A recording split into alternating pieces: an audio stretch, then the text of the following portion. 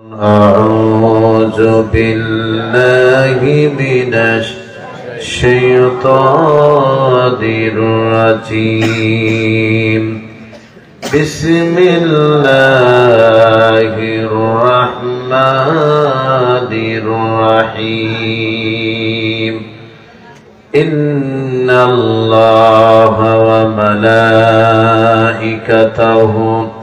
يصلون على النبي يا أيها الذين آمنوا صلوا عليه وسلموا تسليما اللهم صل على محمد وعلى آل محمد كما صليت على إبراهيم وعلى آل إبراهيم إنك حميد مجيد اللهم بارك على محمد وعلى آل محمد كما باركت على إبراهيم وعلى آل إبراهيم إنك حميد مجيد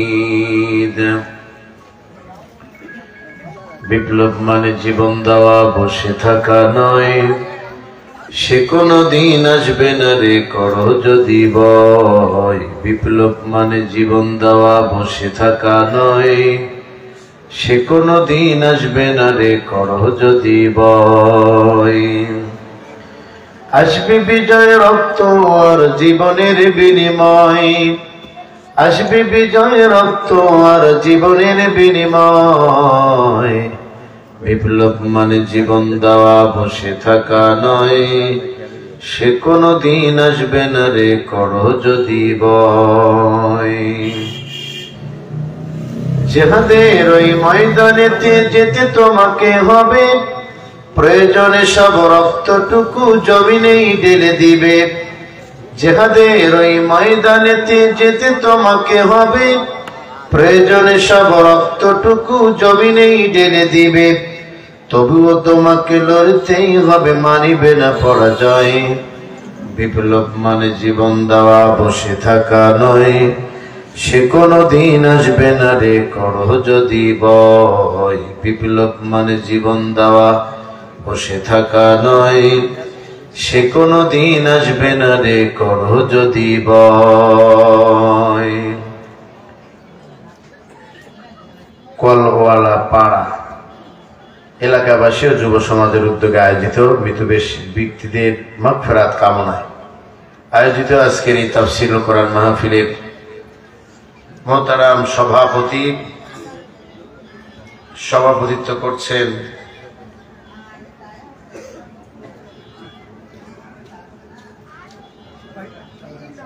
ওই নামটা কোথায় দিচ্ছে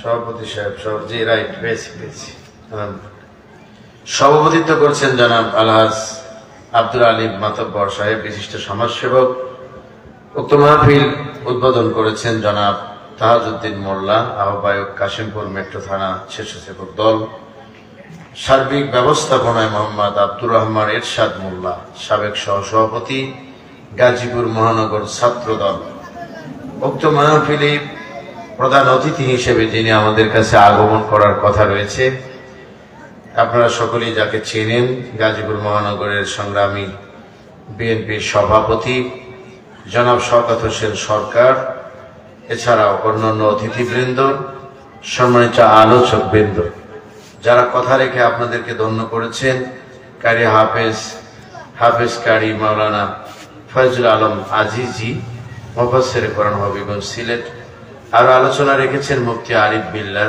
সহকারী শিক্ষক হযরত আব্বাস রাদিয়াল্লাহু তাআলা বহুমুখী মাদ্রাসা এছাড়াও যিনি আমার পূর্বে কথা বলেছেন জনাব মাওলানা মুফতি আব্দুল কাদের সন্দীপী সাহেব দোয়া করছি সকলের জন্য মহান আল্লাহ তাবারক ওয়া তাআলা সকলের কণ্ঠে বরকত দেন দ্বীন এবং কোরআনের আইন প্রতিষ্ঠার সংগ্রামে সবাইকে যার যার অবস্থান থেকে গুরুত্বপূর্ণ ভূমিকা পালন করার তৌফিক এনায়েত করেন। আমরা পড়ছি আল্লাহুম্মা আমিন।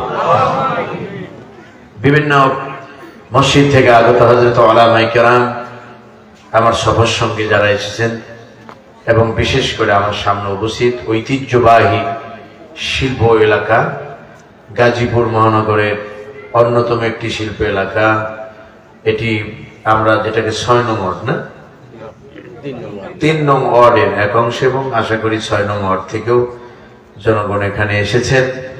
বিভিন্ন পেশায় নিয়োজিত কর্মজীবী এবং বিভিন্ন পেশায় জড়িত ভাই এবং বোনেরা সকলে সেই মহান তাবারক ওয়া তাআলার প্রশংসা করছি, যিনি আজকের এই কোরআনের মাহফিলে আমাদেরকে পরিবেশটা করে দিয়েছেন কোরআন থেকে কিছু কথা শোনার জন্য।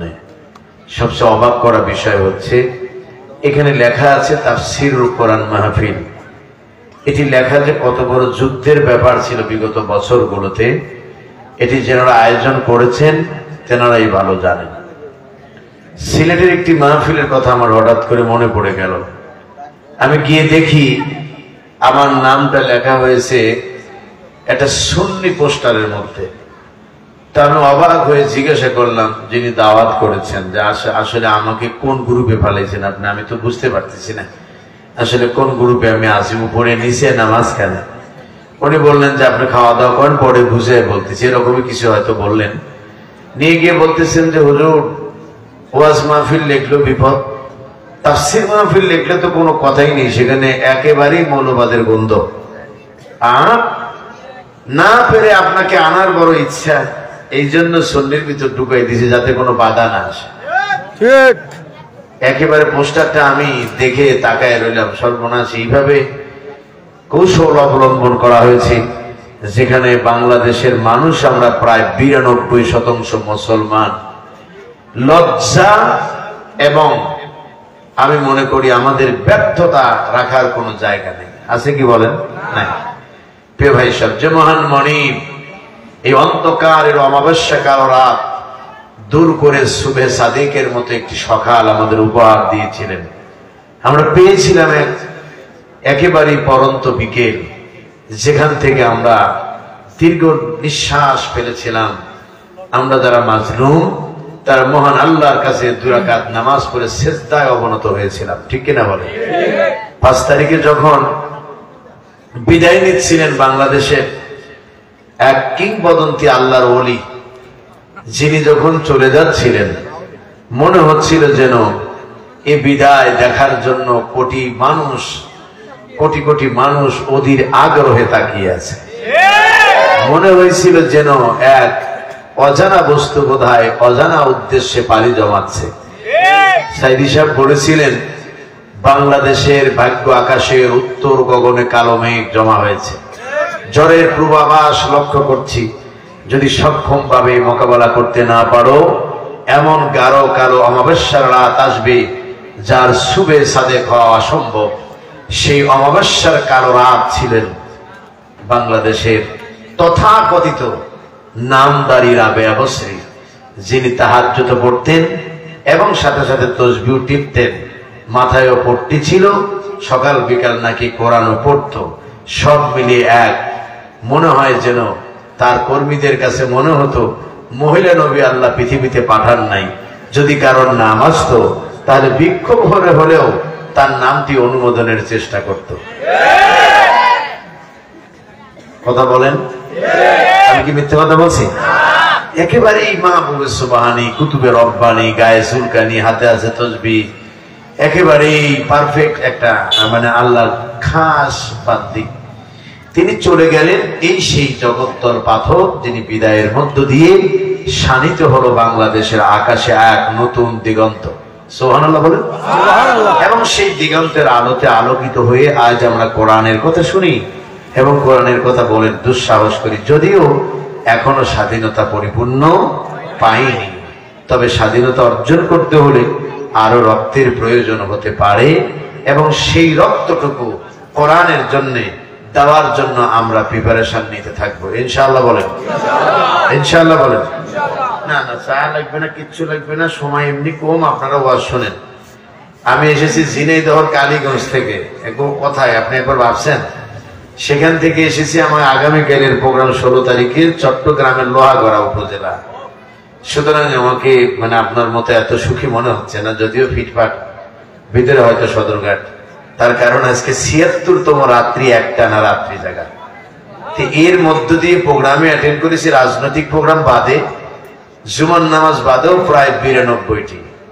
তাহলে এর মধ্য দিয়ে আর কত চলবে আপনি বলেন? তারপরও সুস্থ রেখেছেন কে? আমি চাচ্ছি, কর্তৃপক্ষকে আমি অবগত করেছি যে আমি আমার নির্ধারিত কক্ষপথে হাঁটবো এবং কক্ষপথে অতিক্রম করে চলে যাব ইনশাআল্লাহ। ইনশাআল্লাহ বলেন। প্রিয় ভাই সব, সে মহান আল্লাহ তাআলার প্রশংসা করছি, একটু আওয়াজ দিয়ে পড়তে হবে আলহামদুলিল্লাহ। পড়ুন সবাই, রব্বানা লাকাল হামদ হামদান কাসীরান তাইয়্যিবান মুবারাকান ফীহি।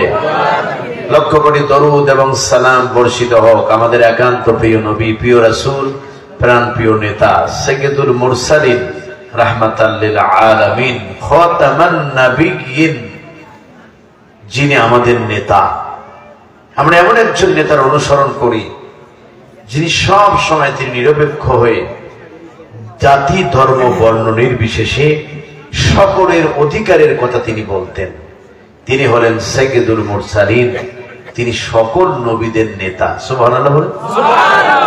তিনি কখনোই তার অন্ধভক্ত হয়ে গেছে কেউ তাকেই প্রাধান্য দিয়েছেন এমনটি নয়, বরং তার কাছে যদি কেউ বিচার নিয়ে যেতেন, যিনি মাজলুম এবং যিনি জুলুম করেছে উভয়ের কথা বিশ্লেষণ করে মাজলুমের পক্ষেই রায় দিয়েছেন যদি তিনি প্রমাণ পেতেন। তিনি কখনোই নিজের দলীয় বলে একেবারেই নির্দোষ বলে চালিয়ে দেন নাই, যদিও আমাদের নেতারা তা করে থাকেন। বলেন ঠিক কিনা? সেই নেতার আদর্শ অনুপ্রাণিত হয়ে, উৎসাহিত হয়ে আমরাও সেই পথে চলতে চাই। মহান আল্লাহ যেন সুযোগ দেন। আমরা প্রাণ খুলে পড়ছি সাল্লাল্লাহু আলাইহি ওয়াসাল্লাম। সংগ্রামী ভাইয়েরা আমার, বিশ্ব আজ অশান্তির দাবানলে জর্জরিত। সত্যি সত্যি দাবানল জ্বলছে এখন আমেরিকাতে, জ্বলছে না বলেন? এত পাওয়ার, এত সুপ্রিম পাওয়ার তাদের, সর্বনাশ। ৪৬,০০০-এর ঊর্ধ্বে, এটা ভালো করে শোনেন, অল্প কিছু কথা। ৪৬,০০০-এর ঊর্ধ্বে ফিলিস্তিনি মুসলমান নর, নারী, শিশু, আবাল বৃদ্ধা বনিতাকে খুন করেছে ইসরায়েল, যার পরিপূর্ণ পৃষ্ঠপোষকতায় ছিল আমেরিকা। কত হাজার? না, আপনাদেরকে আমি আমার মতো করে দেখতে চাই। একটু সচেতন হন, বসেছেন যেহেতু, একটু সচেতন হন, একটু আওয়াজ দেবেন। কত হাজার? ৪৬,০০০। এটা হলো আন্তর্জাতিক হিসাব অনুযায়ী, অর্থাৎ আন্তর্জাতিক সংস্থাগুলোর হিসাব অনুযায়ী। বাট বেসরকারি হিসেবে যদি হিসাব ধরা যায়, এর মাত্রা নিঃসন্দেহে বেড়ে যাবে। বেড়ে যাবে না? আচ্ছা, আমরা ধরলাম ৫০,০০০ মানুষ। আচ্ছা বলেন তো দেখি, ৫০,০০০ মানুষকে হত্যা করে যারা এক আনন্দে পৈশাচিক নির্যাতন করে যারা আনন্দ উৎসব করে, মহান আল্লাহ কি এই পৃথিবীর মানুষের আর্তনাদ তার আরশে আজিমে পৌঁছে না? বলে পৌঁছে। আপনার কাছে কেমন লাগছে আমি জানি না, একবার অনুভব করেন তো। ৫০,০০০ মানুষ একটি জনপদ থেকে যাদের গুলি করে, যাদেরকে বম্বিং করে, রকেট হামলা করে, টিয়ার সেল মেরে, কত কিছু করে, দর্শন করে তাদের হত্যা করেছে, খুন করেছে। আর এর পরিপূর্ণ পৃষ্ঠপোষকতায় ছিল কারা? আমেরিকা। এটা আওয়াজ দেবেন, কারা? আমাদের দেশে নির্যাতন হয়েছে। কয়েকদিনের নির্যাতনে আমার দেশের প্রায় ৩,০০০-এর কাছাকাছি ছাত্র আন্দোলনের নেতা কর্মীরা জীবন দিয়েছে। আপনি একবার ভেবে দেখেছেন তাদের কথা? এই যে মুক্ত আকাশে কথা বলেন বা আমরা বলি, একবার কি তাদের কথা মনে রাখতে পেরেছি যে তারা যে এইভাবে জীবন দিল? এখন আমরা নির্বাচনের জন্য পাগল হয়ে গেছি, কিন্তু আদৌ কি একবার ভেবেছি যদি এনারা থাকতে পারতেন তাহলে কি এই সময় এসে নির্বাচনের কথা বলতে পারতেন? বলতে কিন্তু পারতেন না। আপনি নিজের বিবেককে একটু প্রশ্ন করে চলার চেষ্টা করেন, দেখবেন কোনো ভুল হবে না। ঠিক কিনা বলেন আমার বন্ধুগণ? আরেকদিন আপনারা দেখেছেন আদালতে কামরুল সাবেক বংশর, সাবেক না, জবাব না দিলে কিন্তু আমি এমনি অসুস্থ, এই জন্য আপনাদের বলছে জবাব দেন। কিশোর নাম ছিল অ্যাডভোকেট কামরুল ইসলাম ওরফে গমসোর। এই গমসোর এই প্রসিকিউটররা উঠিয়ে নিয়ে যাচ্ছেন আদালতে তিনাকে লিফট দেওয়া হয়নি বলে তিনি মর্মাহত হয়েছেন। তিনি প্রতিবাদ করে বলতেছেন ফাজলামির একটা সীমা থাকা দরকার। উনি একটা ভারও বোঝেন নাই যে 15 বছর এরকম ফাজলামি 15,000 বার আমরা করেছি। এখন আমি একবারই সহ্য করতে পারি না। ও বাবা, এ কেমন কথা হলো? যদি কেউ কাউকে মাটি দিয়ে ঢেল ছড়ে সেখানে পাটকেল খেতে হয়। অপেক্ষা করো, এখনই যদি এরকম করো তাহলে যেদিন বৈষম্য বিরোধী ছাত্র আন্দোলনের পক্ষে রায় যাবে সেদিন ওই পুরাতন রশি তেল দিয়ে গরম করবে। সেদিন পরিণতি কি হতে পারে? আল্লাহ পাক ছাড় দেন কিন্তু ছেড়ে দেন কি?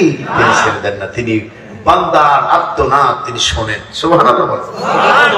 আমার বন্ধুগণ, সেই অশান্ত পৃথিবীটাকে শান্ত করার জন্য আল্লাহ পাক দিয়েছিলেন কোরআনুল কারীম।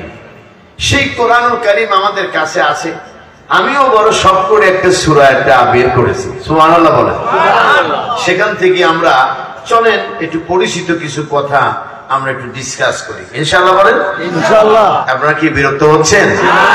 আল্লাহ রাব্বুল আলামিন বলেন, মা সালাকাকুম ফি সাকার ক্বালু লাম নাকু মিনাল মুসাল্লিনা ওয়া লাম নাকু নুতঈমুল মিসকিন ওয়া কুন্না নাখুদু মা'আল খাইদিন وَكُنَّا نُكَذِّبُ بِيَوْمِ الدِّينِ صدقت يا ربنا। আমরা পড়ছি আল্লাহুম্মা আমিন। প্রিয় ভাই সব, এটা আপনারা যারা এই পাশে থেকে বসিয়ে দেন। মাইকেল ভাই, তুমি মুখটা খোলো তো, মুখটা খুলে ফেলো। হ্যাঁ, তাড়াতাড়ি করো, শীত নেই কিছু নেই, তুমি দম বন্ধ করে বসে আছো। হ্যাঁ ঠিক আছে, আমার কানে একটু আওয়াজ কম আসতেছে। হ্যাঁ, তুমি পারলে একটু রিভার্ব দাও, একটু মিক্সার দাও। আমরা দুজন খেলতে পারলেই তো হয়ে গেল। ওবায়দুল কাদের খেলে গেছে, যার ছিল ওপেন হার্ট সার্জারি। কথা কয় না, ওপেন হার্ট সার্জারি করা মানুষ, শরীরে শক্তি নাই, উঠে দাঁড়াইয়া বলতো খেলা হবে, সোজা হতে পারতো না, তাও বলতো খেলা হবে। কথা কন না কে? ক্ষমতা এমনই জিনিস, ক্ষমতা এমনই জিনিস, উঠে দাঁড়াতে পেরেছি মাস বাংলাদেশ চাই পড়ে গেছে, সব ভেঙে একসঙ্গে স্মার্ট বাংলাদেশ হয়ে গেছে। উঠে আবার বলছে খেলা হবে। তার মানে কি জানেন? ক্ষমতার শিয়াল ততক্ষণ পর্যন্ত মানুষকে বেমালুম পৃথিবীর থেকে ভুলে রাখে যতক্ষণ না পর্যন্ত কানের নিচে রশি না পড়ে। কথা কি বুঝতে পেরেছেন? এর জন্য দেখবেন বাড়ির পাশে একজন অ্যাক্সিডেন্ট করে মারা যাচ্ছে, একেবারে মোটরসাইকেল নিয়ে ব্যবহার চলতে গিয়ে, ওই বাড়ির পাশে আবার আরেকজন ওইভাবেই চলে যাচ্ছে, খেয়াল নাই যে আমার আগে একজন কল্লা দিয়ে গেছে। খেয়াল কি আছে? নাই। স্থানীয় কোনো ব্যক্তি অসহায় নারীরা চাকরি করতে এসেছে, তাদেরকে টার্গেট বানিয়ে তাদের ইজ্জত সম্মান নষ্ট করেছে।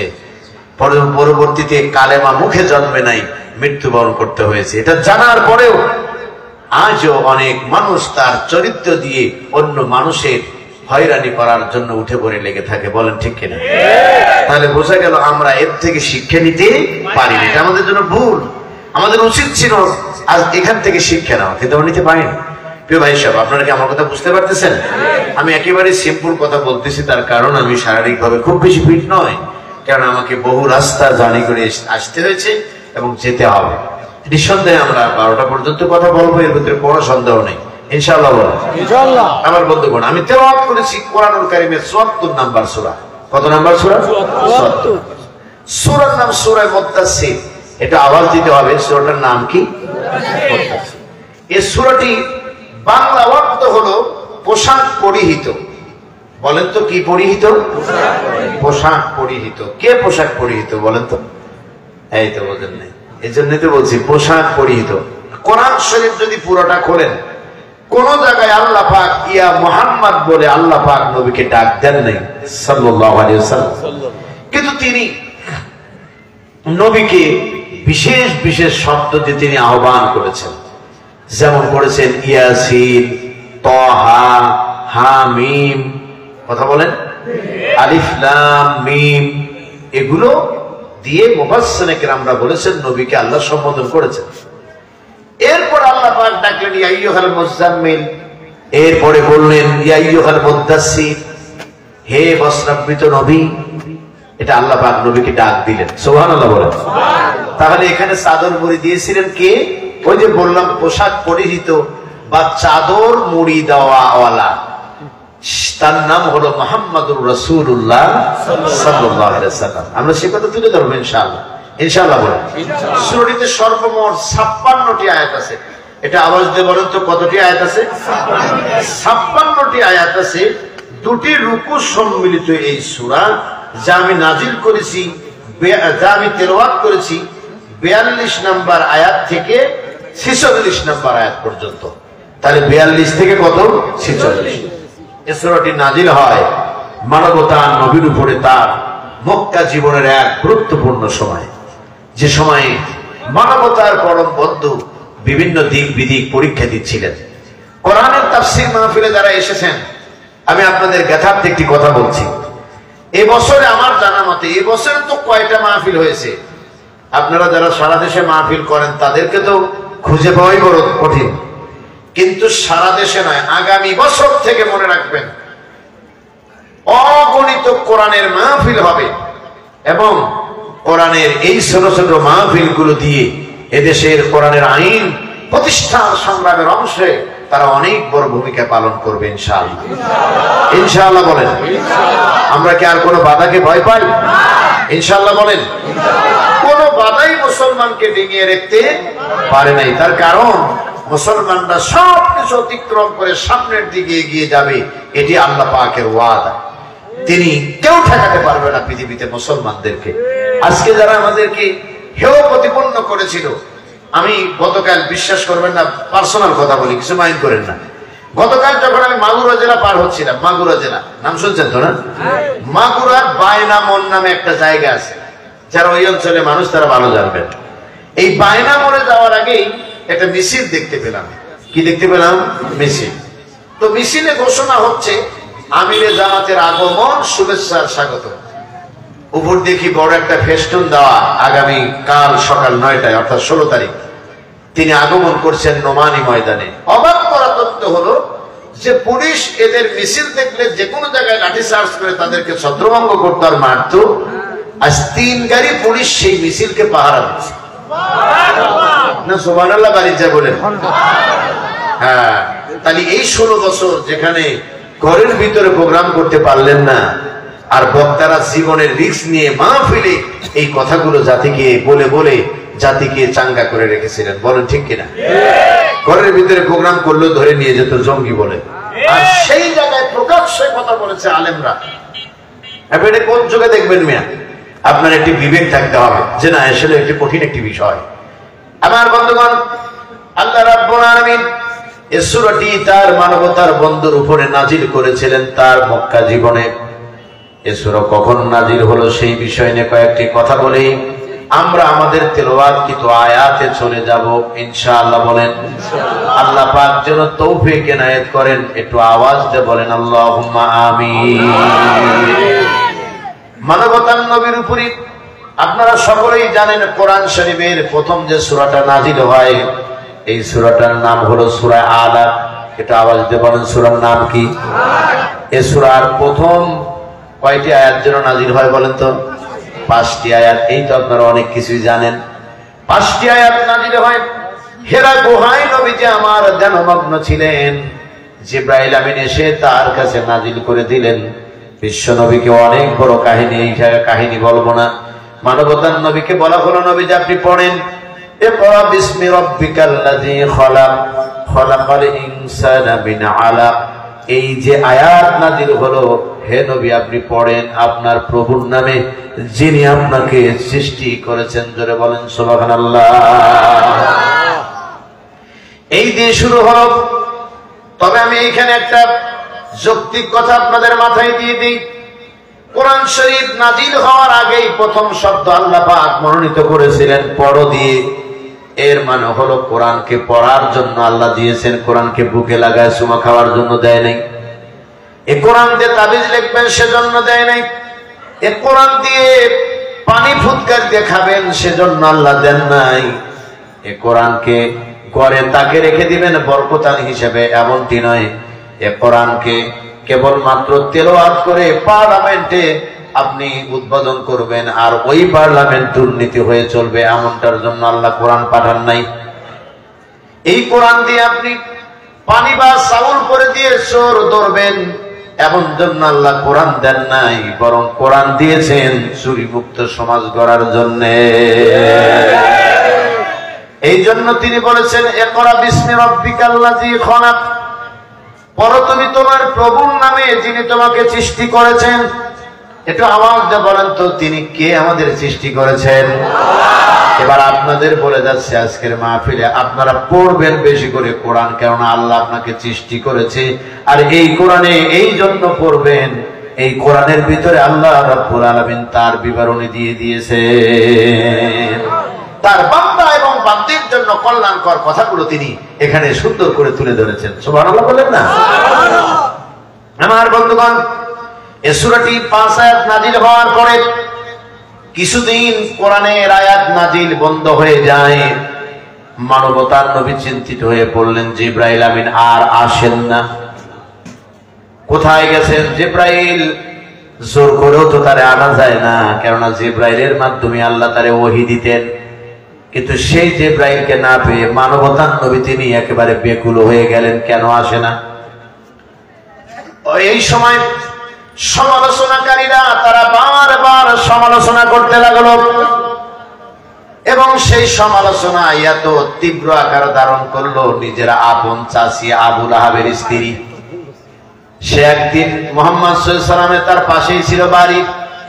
মুহাম্মদ সাল্লাল্লাহু আলাইহি ওয়াসাল্লামকে ডেকে বলছে, হ্যাঁ মুহাম্মদ সাল্লাল্লাহু আলাইহি ওয়াসাল্লাম, তোমার শয়তান মনে হয় তোমারে ভুলে গেছে নাকি? নাউজুবিল্লাহ বলেন। নবীজি আমার মনে কষ্ট পেলেন, দেখবেন যদি আপনি হকের পথে চলেন প্রথমে বাধা দিবে আপনার আপনজনেরা, আপনার প্রতিবেশী আপনার বাধা হয়ে দাঁড়াবে। এমনও সন্তান আছে মা বাবা বাধা হয়ে দাঁড়িয়েছে, এমনও ভাই বোন আছে নিজের স্ত্রী বাধা কি দিয়েছে, এমনও স্বামী আছে নিজের স্ত্রীকে দ্বীনের পথে চলতে দেয় না, আবার পারিবারিক কর্তৃক লাঞ্ছনা এবং অবমাননার শিকার হয় এই কোরআনের পথে চলার জন্য। বলেন ঠিক কিনা? সংগ্রামী ভাইয়েরা আমার, এটি কিন্তু কোনো একেবারে অস্বাভাবিক বিষয় নয়, বরং এটা স্বাভাবিক বিষয়। মানবতার নবী বিশ্ব নবী তিনি যখন সাবা পাহাড়ে গিয়ে ঘন্টার ধ্বনি বাজায়া আরবের কাফেরদেরকে ডেকেছিলেন, ওই দিন প্রথম তিনি প্রকাশ্যে দাওয়াত দেন। কথাটা খেয়াল করেন, ওই দিন তিনি প্রকাশ্যে দাওয়াত দেন, প্রথম দাওয়াত। ওই দাওয়াতে যারা বাধা দিয়েছিল সেও ছিল তারা রক্তের মানুষ, কাছে গিয়ে মুহাম্মদুর রাসূলুল্লাহ সাল্লাল্লাহু আলাইহি সাল্লাম যেই পাহাড়কে পিছনে রেখে তিনি সামনের দিকে মুখ করে দাঁড়িয়েছেন, দাঁড়ায় দেখেন সবাই এসেছে, কিন্তু আবু জেহেল আসে নাই, উতবা সাহেবও আসে নাই, আবু লাহাব এসেছে। এর মানে হলো এইখান থেকে নিজের আপনজনের বাধা শুরু হয়ে গেল।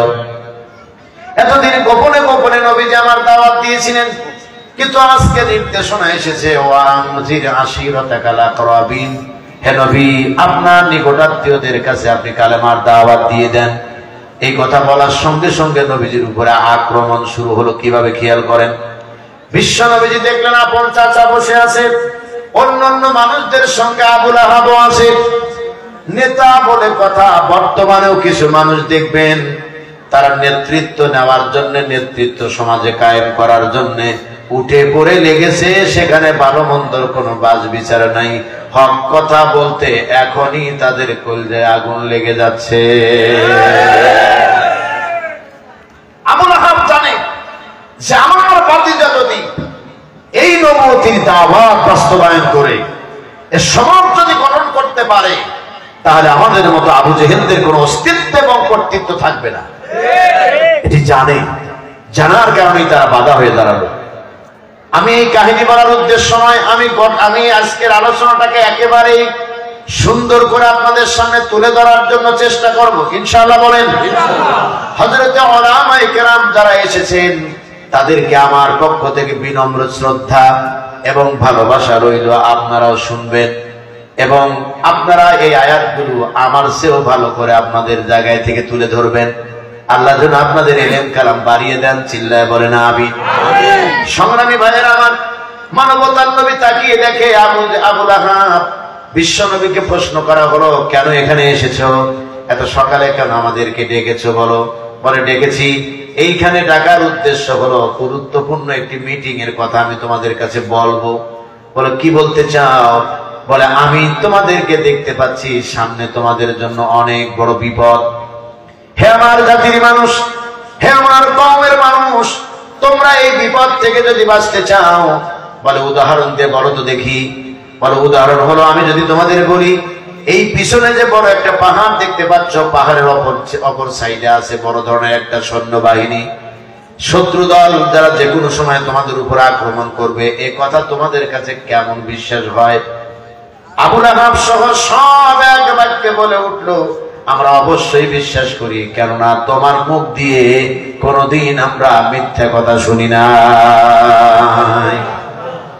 আপনারা যারা ওয়াজ শুনতেছেন, আমি আপনাদের এই জায়গায় একটা তাত্ত্বিক কথা বলবো, একটু খেয়াল করেন, কথাটা একটু ওজন করবেন। নিজের আপন চাচা এবং অন্যান্য মক্কার মানুষ বলতেছে, তোমার মুখ দিয়েও তো কোনোদিনও মিথ্যা কথা শুনি না। কাফেরদের দ্বারা, বিরোধীদের দ্বারা নবীজি এই সার্টিফিকেট পেলেন, নাম দেওয়া হলো আল আমিন। এই আল আমিন উপাধি পাওয়া ব্যক্তিটা যখন তার 1 মিনিট পর নয় যেই বলে ফেলেছে, তাহলে তোমরা শোনো, আমি দেখতে পাচ্ছি তোমাদের জন্য আযাব। ইন্নী নাযীরুল লাকুম মিন বাইনি ইয়াদাইহি মিন আযাবিন শাদীদ। আমাকে দেখানো হচ্ছে তোমাদের জন্য বড় আযাব সামনে অপেক্ষা করতে, যদি বাঁচতে চাও। ইয়া কওমি লা ইলাহা ইল্লাল্লাহ তুফলিহুন। স্বীকার করো আল্লাহ ছাড়া কোনো মাবুদ নাই। শুধু এই শব্দটা ব্যবহার করেছে। খেয়াল করেন মুসলমানেরা, শুধু এই শব্দটা যেই ব্যবহার করেছে মানবতার নবী, তার 500 প্রতিক্রিয়া কি হলো আগে অনুমান করেন। মানবতার নবীর অন্যান্য কাফেররা তো দূরের কথা, নিজের আপন চাচা হাতটা উঁচু করে নিয়ে গেছে নবীজিকে একটা চড় দেওয়ার জন্য।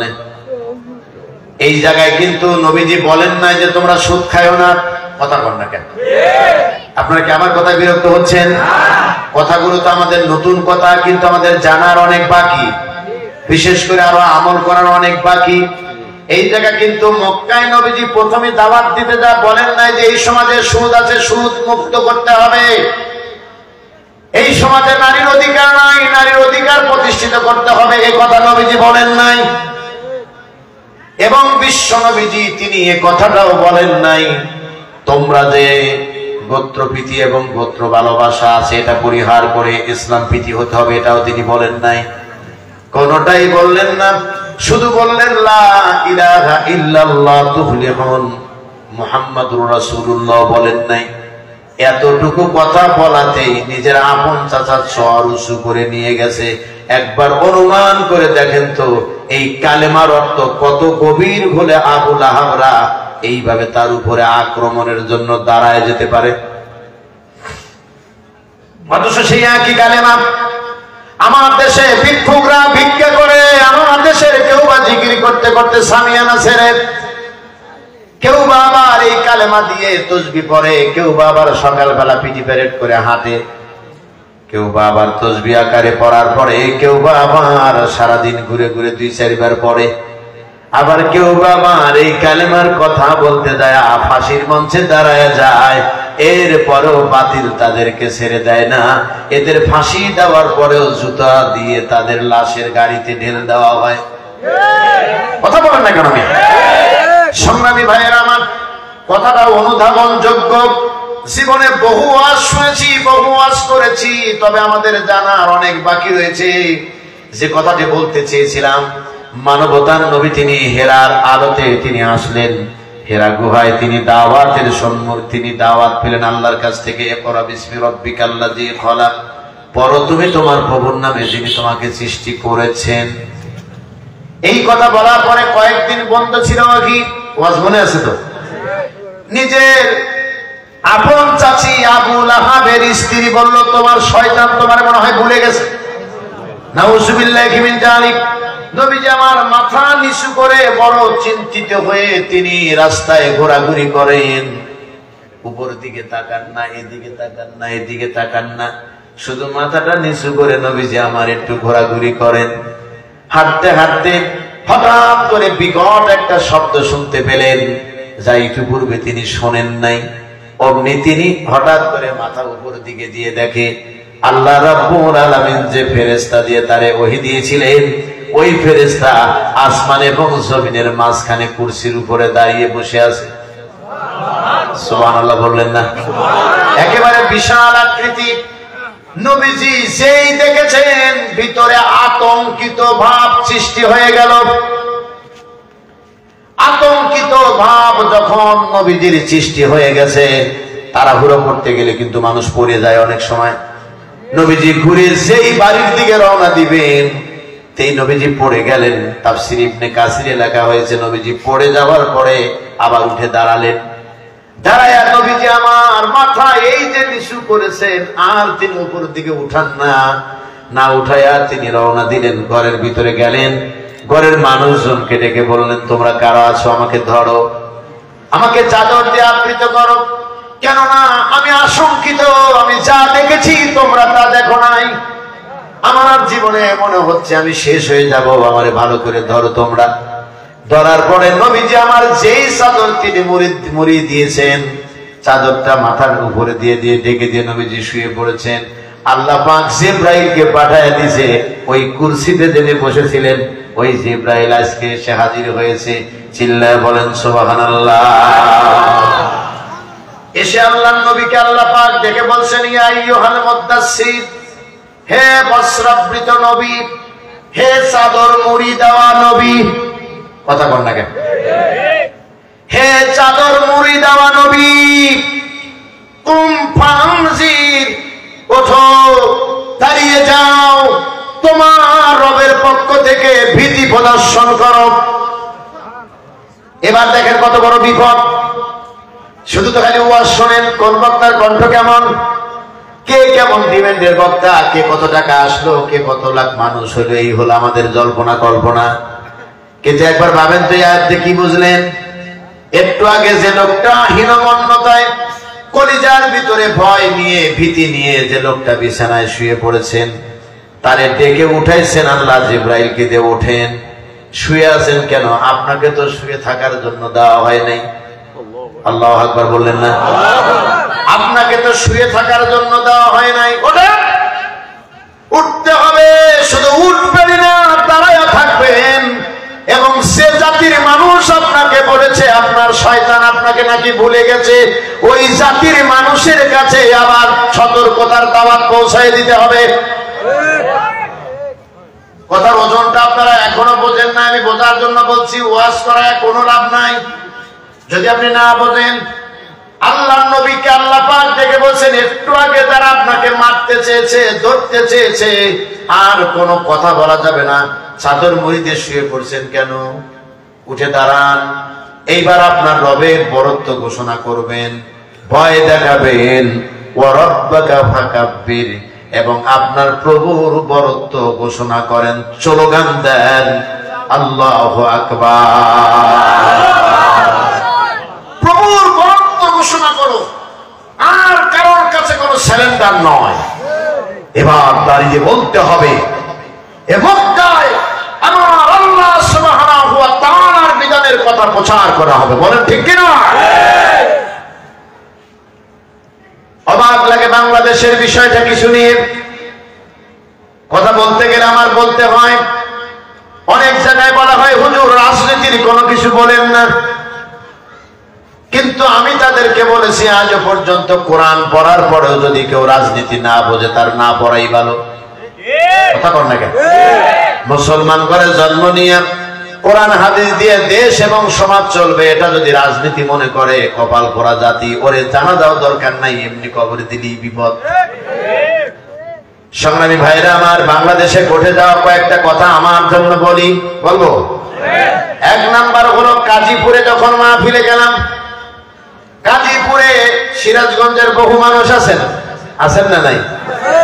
সাবেক স্বাস্থ্যমন্ত্রী মোহাম্মদ নাসিম এম মনসুর আলীর কি ছেলে।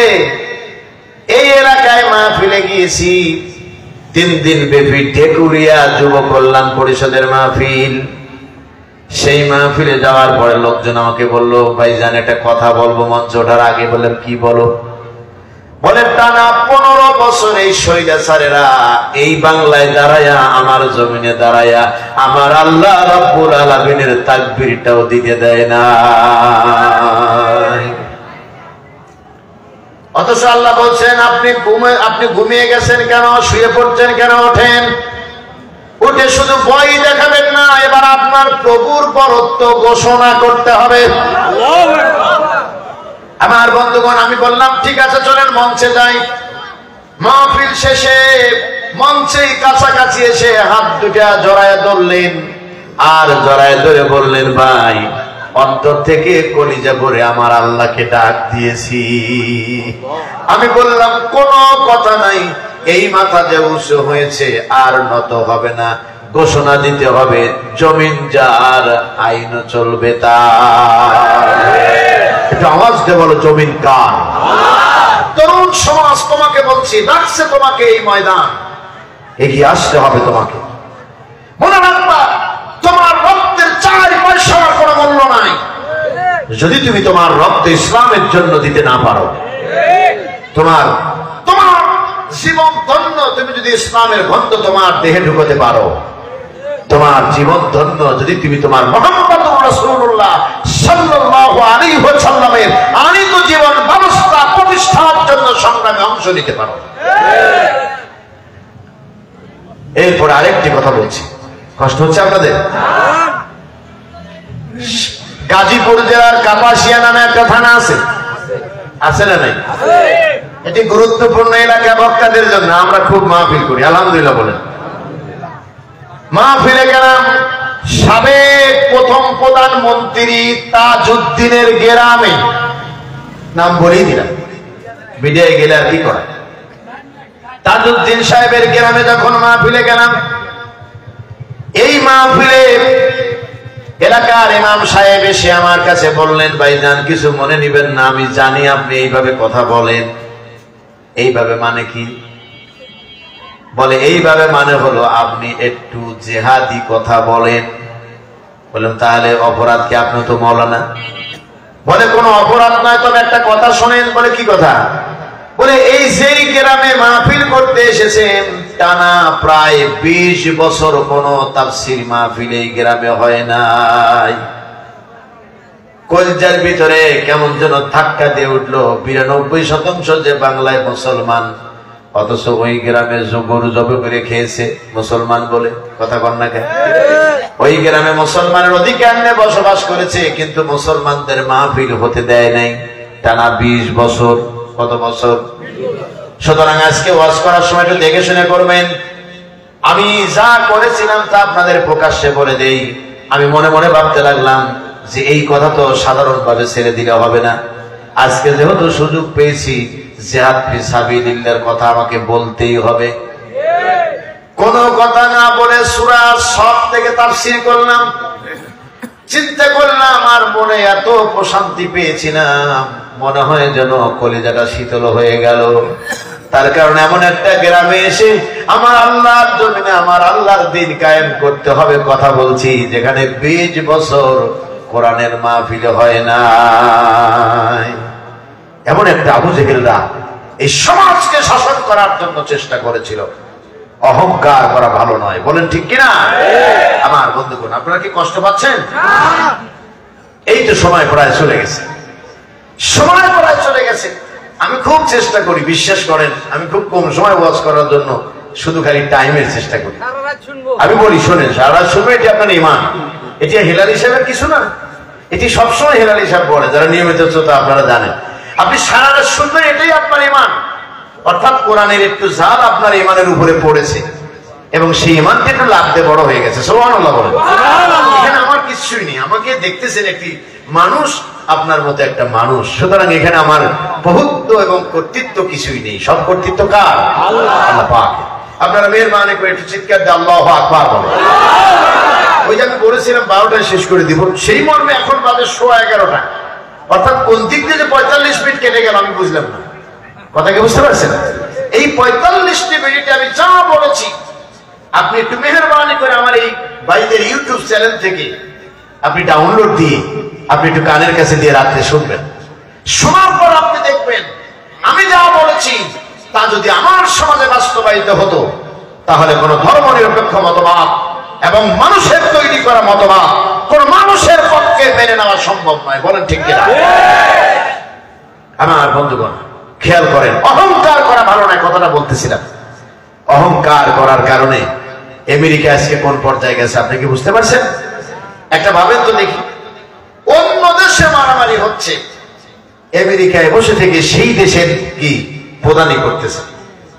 কেউ যদি ওই দেশে যদি একটা ফটকা মারতো, এইদিকে তাকান, কি মারতো? বোম মারা লাগতো না, কি মারতো? ফটকা।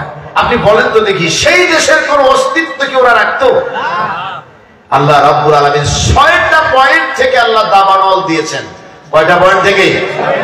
6টা পয়েন্ট থেকে দাবানল দিয়েছে। এই দাবানলের আগুন এতটাই তীব্র আকার ধারণ করেছে যে ক্যালিফোর্নিয়া একটি রাজ্যের নাম। কি নাম?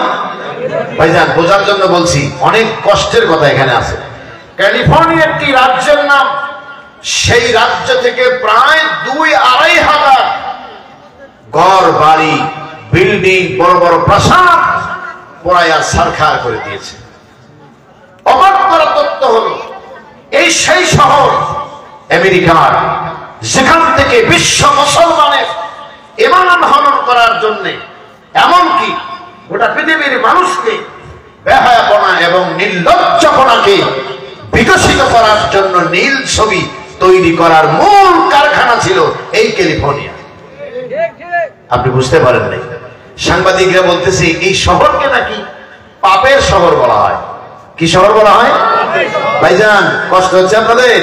তাই একটা আওয়াজ দেবেন, কিসের শহর বলা হয়? পাপের শহর বলা হয়। পাপ এত মাত্রায় বেড়ে গিয়েছিল, crore crore million billion dollar অস্ত্র দিয়ে, পানির মতো অস্ত্র দিয়ে ইসরায়েলের হাতে দিয়ে এই 50,000-এর ঊর্ধ্বে নিরপরাধ ফিলিস্তিনিকে তারা হত্যা করেছে।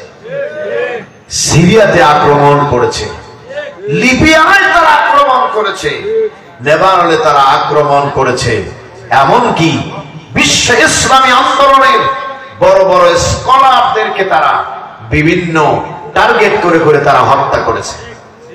কথা বল না কেন? এই হত্যা করার মধ্য দিয়ে তারা ভেবেছিল আমাদের বোধহয় কোনো ক্ষয় নেই। আমার তো মন বলে ওই জাহান্নামের আগুন আল্লাহ গোটা আমেরিকাকে যদি লাগাই দিতেন তাও অবাক হওয়ার কিছু নেই। অবাক হওয়ার কিছু আছে? যারা আগের দিন ছিল কোটি কোটি ডলারের মালিক, পরের দিন তারা ত্রাণ শিবিরে দৌড়াচ্ছে, একটু ত্রাণ দাও, ভিক্ষুকের মতো ঘুরতেছে। আরে আল্লাহর কথা একবারও মুখে আসলো না? একটু আল্লাহু আকবার বলেন না। তিনি আছেন, চিল্লা বলেন, তিনি আছেন, তিনি আছেন। সবচেয়ে আমার বেশি ঈমান বেড়ে গেছে এই সরকার পতনের মধ্য দিয়ে। কিভাবে বাড়ছে না? একেবারে ডাইরেক্ট তারা বলতো দেখতে দেখতে 15 বছর, সামনে আরো 5 বছর, মানে ইয়ের কি ঠাট্টার একটা সীমা থাকা দরকার। সামনে আরো 5 বছর, মানুষ বাঁচে কত বছর? আমাদের টার্গেট হলো 2041। কত সাল? এটা আওয়াজ দেবেন, কত সাল? 2018-তে এসে যখন নৌকা ডুবে গেল, বিশ্বের মানুষ তখন ঈমান আল্লাহর প্রতি বাড়িয়ে ফেললেন। তার কারণে আল্লাহ পাক বলেছেন, ইন্নাল্লাহা লা ইউহিব্বুল মুতাকাব্বিরিন, তিনি অহংকারীদেরকে ভালোবাসেন না। চিল্লায় বলেন, ভালোবাসেন? আওয়াজ দেবেন, ভালোবাসেন? এরকম হাজারো মায়ের আত্মনাদের ফল, যার সন্তানকে বাড়ি থেকে তুলে নিয়ে গিয়ে কুখ্যাত সন্ত্রাসীরা গুলি করে, খুন করে, চাপাতি দিয়ে কুপায়া তারা মেরেছিল, তাদের বাড়ির কাছে কান লাগায়া একদিন শুনলে অটোমেটিক ভালো হয়ে যাওয়ার কথা ছিল। ওই মা আল্লাহর কাছে বলেছে, আল্লাহ আমাকে তারা এতিম, এতিমের মা বানালো। আল্লাহ পাক, আমি যার সন্তান হারিয়ে আমার কলিজার দোন হারিয়ে ফেললাম, ওর যেন ওর সন্তান অথবা ওর যেন ওর মায়ের বুক খালি হয়ে যায়। এই আত্মনাদ আল্লাহর দরবারে পৌঁছতে কি সময় লাগে? চিল্লায় বলেন লাগে? আমেরিকা আজ তারা অসহায়, পানি ছিটিয়ে দেয়, পানিরও নাকি সংকট দেখা দিয়েছে। এ পানিও নাকি হয় না। কথা কি বুঝতে পারছেন? মরুভূমির ভিতরে হাত দিয়ে পানি ছিটিয়ে দিলে এই বালুর কি আর কোনো কিছু হয়? আল্লাহ পাক বলেছেন এই আগুন বিশ্বের সমস্ত সাংবাদিকরা, বিশ্বের এবং বিভিন্ন স্যাটেলাইট চ্যানেলগুলোতে প্রচার করা হচ্ছে এটি প্রাকৃতিক যে দুর্যোগ তৈরি হয়েছে, এটি হলো মহান রব্বুল আলামিনের সৃষ্টিকর্তার প্রতিশোধ। কেননা নীরব ছিল পৃথিবী, তখন আর্তনাদ করেছিল মাজলুমরা। আল্লাহু আকবার বলেন। ফিলিস্তিনের সেই আর্তনাদ, আহারে কেঁদেছিল তারা। বলেন ঠিক কিনা? আমার দেশেও তাই হয়েছে, আমার দেশেও তাই হয়েছে। আরে আল্লামা সাইদির মতো মানুষকে কত কষ্ট লাগে, নামটা বলতে গেলেই কলজার ভিতরে একটি দাগ খেতে ওঠে। আল্লামা সাইদির মতো মানুষকে 29,000 মহিলাকে ধর্ষণের মামলা দেওয়া হলো। লোকটাকে এই কাশিমপুর কারাগারে, এই সেই কাশিমপুর কারাগার যেখানে কোরআনের পাখি প্রায় 13টি বছর জেলের ভিতরে থাকলেন। প্রচন্ড শীতের মধ্যেও তাকে নরম বিছানা দেওয়া হয় না এবং তাকে একটি ঘরের ভিতরে বন্দী করে রেখেছিল তার ওপেন হার্ট সার্জারি করা মানুষ। এই লোকটি বারবার যখন তার আপনজন দেখা করতে গিয়েছে, তিনি নির্দ্বিধায় বলেছেন, আমার জাতিকে সালাম পৌঁছে দিও, আমার জাতির প্রতি আমার পক্ষ থেকে আল্লাহর কাছে তোমার সালামটা পৌঁছে দিও। আমি যখন তার কবরের পাশে একাধিকবার দাঁড়িয়েছি, আমার অন্য কিছুই মনে পড়ে নাই, আমার একটা কথা শুধু মনে পড়েছে, হাজার মানুষ পঙ্গপালের মতো ছুটে আসতেছে আল্লামা সাইদির কবর জিয়ারত করার জন্য। দক্ষিণ অঞ্চলে এখন মানুষ শিক্ষা সফরে গেলে তার কবর জিয়ারতটা যেন শিক্ষা সফরের অংশ হয়ে গিয়েছে। সেখানে তারা যায়, সেখানে তারা যায়। ওই সম্রাট বাবরের কথা মনে পড়ে। সম্রাট বাবর অত্যাচার করেছিল, দ্বীন ইলাহি তৈরি করেছিল, নতুন ধর্ম নিজেই বানিয়ে দিয়েছিল। পরিণতিতে কি হলো? সম্রাট বাবরের কবর আছে কিন্তু কেউ যায় না। পক্ষান্তরে তাকে অত্যাচার জুলুম নির্যাতন করা হলো খাজা মঈনুদ্দিন চিশতি রহমাতুল্লাহ আলাইহ, যার কবরে শুধু ভারত উপমহাদেশ নয়, গোটা বিশ্বের মুসলমানরা তার কবরে এসে তার জন্য দোয়া করে।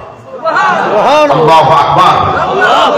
আমি পিরোজপুরে জিজ্ঞাসা করেছি নতুন বাস স্ট্যান্ডে দোকানদার যারা ছিল, আমি জিজ্ঞাসা করেছি, ভাই আমাদের সচরাচর আসে না, এই লোকগুলো কি আজই এসেছে শুধু? বলো না, প্রতিদিন এইভাবে মানুষ গাড়ি নিয়ে নিয়ে আসে। আর কোরআনের পাখির কবরটা চতুর্দিক দিয়ে খাঁচা দিয়ে আটকানো, কোন কবর পূজা করার কোন কায়দা নেই। সেইখানে দাঁড়িয়ে শুধু বিনয়ের সাথে আল্লাহকে বলে, আল্লাহ তুমি কোরআনের পাখিকে মাফ করে দাও, এমন জীবন গড়ে তুমি, মরণে হাসিবে তুমি, কাঁদিবে ভুবন। এই জীবনটাই করেছিলেন শহীদ আল্লামা দেলার হোসেন সাইদি। চিল্লায় বলো আল্লাহু আকবার। তবে আমরা আজকে এখান থেকে বলতে চাই, একটা সুস্থ দেহের মানুষকে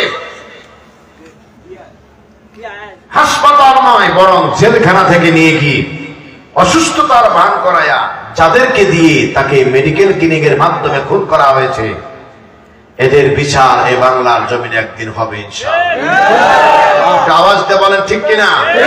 এই বিচার একদিন হবে। তবে বিচার করার আগে এই অপরাধীদেরকে রাজধানীতে টাঙায় দেওয়া হবে। এ জাতির মানুষ দেখবে আর কত উন্নয়ন করেছে সেদিন জাতির মানুষ বুঝাবে। বলেন ঠিক কিনা? ইনশাআল্লাহ বলেন।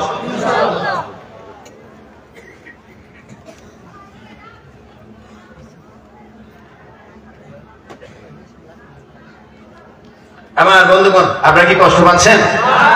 আল্লাহু আকবার বলেন। একটা প্রশ্ন এসেছে, এখানে বিতর্কিত হওয়ার কিছু নেই, তবে প্রশ্ন অ্যান্সার দেওয়ার মতো এটা কিন্তু মাহফিল না। আমরা সারা দেশে ঘুরে এতটুকু আমাদের অভিজ্ঞতা হয়েছে, প্রশ্ন হাত দিয়ে ধরার কথা না আমাদের। তার কারণ আমাদের দায়িত্বশীলদের থেকে সর্বোচ্চ সতর্কতা, কোন বিতর্কিত পন্থা অবলম্বন করা যাবে না। সামনের দিকে এগিয়ে যেতে হবে, সেই সোনালী দিন আমরা দেখতে চাই। বলেন ঠিক কিনা? আমরা কোন মাহফিলে এখন পর্যন্ত এই যে 1 ঘন্টা পার হয়ে গেল, আপনারা কি একটাবারের জন্য কোন আলেমের বিরুদ্ধে কোনো কথা বলা দেখেছেন? আমরা কোন জায়গায় বলি না। কেন বলি না জানেন? আমরা ঐক্য চাই, আমরা আর কোন ডিভাইডেড থাকতে চাই না। আমরা অহংকার বিদ্বেষ নয়, বরং ভালোবাসা দিয়ে আমরা এই হিংসার দেয়ালটাকে ভেঙে দিতে চাই। ইনশাআল্লাহ বলে আমরা তাই করব। কোন বিতর্কিত প্রশ্ন অন্তত পক্ষে আমাদের এই রবিলের বক্তা কেউ আর উত্তর দিবে না ইনশাআল্লাহ। তার কারণ নবীজি বলেছেন, মান সমাতা নাজা, যে ব্যক্তি চুপ থাকলো সে নাজাত পেয়ে গেল। সুবহানাল্লাহ বলেন। আপনি আমার বিরুদ্ধে বলতেছেন, বলতে থাকেন, কোনো সমস্যা নেই, কোন সমস্যা নেই। আজকে আমার অভিজ্ঞতার কথা আজকে বলছি। আজ আমার এক অভিভাবক এসে, আল জাদিদের এক অভিভাবক এসে বললেন, আপনাকে অমুক প্রতিষ্ঠানের প্রধান এই বলেছে, অমুক প্রতিষ্ঠানের প্রধান এই বলেছে। আমি শোনার পরে বললাম যে আপনি যদি উত্তরতে আসতে পারেন, আপনি যা বলেছেন তার চেয়ে বেশি খারাপ হেরান হিসাব। মানে আপনি যা বলেছেন 10% বলেছেন, উনি 20% খারাপ। তাহলে আপনারে আমি স্যালুট দেব একটা। তার কারণ ওই খারাপ বাক্য আমাকে ভালো হওয়ার জন্য অনুপ্রেরণা জাগিয়ে দিবে। সুবহানাল্লাহ বলেন। সুতরাং এই হিংসার দেওয়াল ভাঙতে হবে। আল্লাহ কবুল করেন, বলেন আমিন। আমার বন্ধুগণ, কোথায় গিয়েছি মনে আছে? আমেরিকার সেই অহংকার আজকে মাটির সঙ্গে মিশে যাচ্ছে। দাঁড়ানোর কোন শক্তি কারণই আছে নাকি বলেন? ভারত আমাদেরকে লাফালাফি করে অহংকার দেখায়, তাদের নাকি অস্ত্র আছে, তাদের নাকি কি আছে, গোলা বারুদ আছে, তাদের নাকি জনবল আছে। কিন্তু তারা ভুলে গিয়েছে মুসলমানদের কিছুই যদি না থাকে, একটা জিনিস আছে, তার নাম হলো ঈমান। এটা আওয়াজ দিয়ে বলেন, কি আছে মুসলমানদের? আপনারা কি ভয় পান? এই একেবারে অন্তর থেকে বলেন, এখন যদি ওই আগ্রাসন বিরোধী বিক্ষোভ শুরু হয়, এই বিক্ষোভে কি আপনার যাতে মানা আছে? ইনশাআল্লাহ বলেন।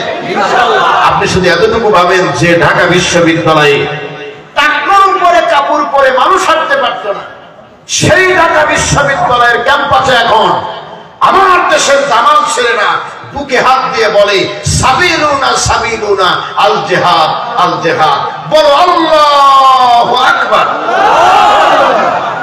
আপনি আমার মতো করে বলতে পারেননি। কেন পারেননি জানেন? আমার ভিতরে এই কথার ওজন হয়েছে প্রায় কয়েকশো মন। তার কারণ আমি সেই জিহাদের তামান্না লালন করি। শহীদ মৃত্যু আমার নসিব হোক, এটা আমি চাই। আল্লাহু আকবার বলেন। তবে ভারতকে বলতে চাই, আমাদের লাঠি নাই, আমাদের জনবল নাই, তবে আমাদের আছে ঈমান, আর আমাদের লাঠি হিসেবে আছে শালবাগান। কথা বল না কেন? শালবাগান আছে না? এই শালবাগানের লাঠি, আর সামনে থাকবে শহীদ তিতুমীরের বাঁশের কেল্লা। মনে রাখবা, নারায়ে তাকবীর, আল্লাহু আকবার আওয়াজের স্লোগান তুলে সামনের দিকে এগিয়ে গিয়ে এই ভারতকে শহীদ তিতুমীরের বাঁশের কেল্লাতে পিটায়া ঠান্ডা করতে মুসলমানদের সময় লাগবে না। চিৎকার বলো ঠিক কিনা মুসলমানেরা?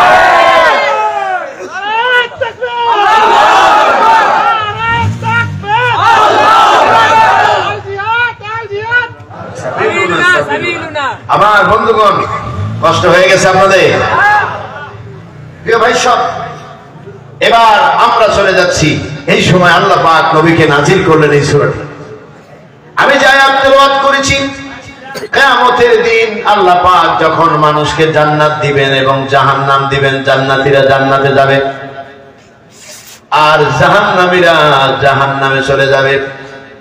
বলেন তো দেখি, কোন দলের নেতা এমন আছে নাকি যা বলবে আমার কর্মী কেন জাহান্নামে টাইনে নিয়ে যাই? এই কথা বল না কেন? যারা দল করে একটু ভালো করে চিন্তা করে করবেন। আপনি দল করেন গণতান্ত্রিক দেশে, আমি নিষেধ করব না, তবে একটু ভেবে চিন্তা করবেন, এমন কিছু যেন না হয় যে কিয়ামতের দিন আল্লাহর ফেরেশতার হাতে মার খাওয়া লাগে। এই দলগুলো কেউ বলে সাহস পাবে না আল্লাহ জান্নাতীদেরকে জান্নাত দিবেন, জাহান্নামীদেরকে জাহান্নামে দেওয়ার পরে অবাক করা বিষয় হলো, জান্নাত এবং জাহান্নামের দূরত্ব যদি অনেক দূরেও হয়, তারপরও জান্নাতের মানুষগুলো জাহান্নামী মানুষদের আর্তনাদ এবং কান্না দেখতে পাবে, শুনতে পাবে। শুনে বলবে, আল্লাহ রাব্বুল আলামিনের কোরআন আমাদের স্পষ্ট করে দিলেন।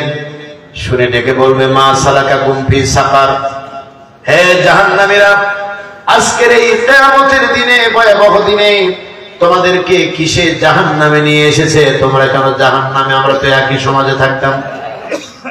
একই জায়গায় বসবাস করতাম, একই জমিনে আমরা থেকেছি, একই খাবার খেয়েছি, কিন্তু আজকে তুমি জাহান্নামে কেন? কোন কারণে তোমরা জাহান্নামে গিয়েছো? জাহান্নামের মানুষেরা কয়েকটা অপরাধের কথা স্বীকার করবে। তার প্রথম নাম্বার অপরাধ হলো তারা বলবে ক্বালু লাম নাকু মিনাল মুসাল্লিন। প্রথম নাম্বার অপরাধ, এই তরুণ সমাজ, নামাজ তো পড়ো না, একটু চিন্তা করে নিও। আজকের ওয়াজ, নামাজ তো পড়ো না। এই নামাজ যে পড়ো না, নামাজ যে পড়ে সে দল অনেকেই করো না।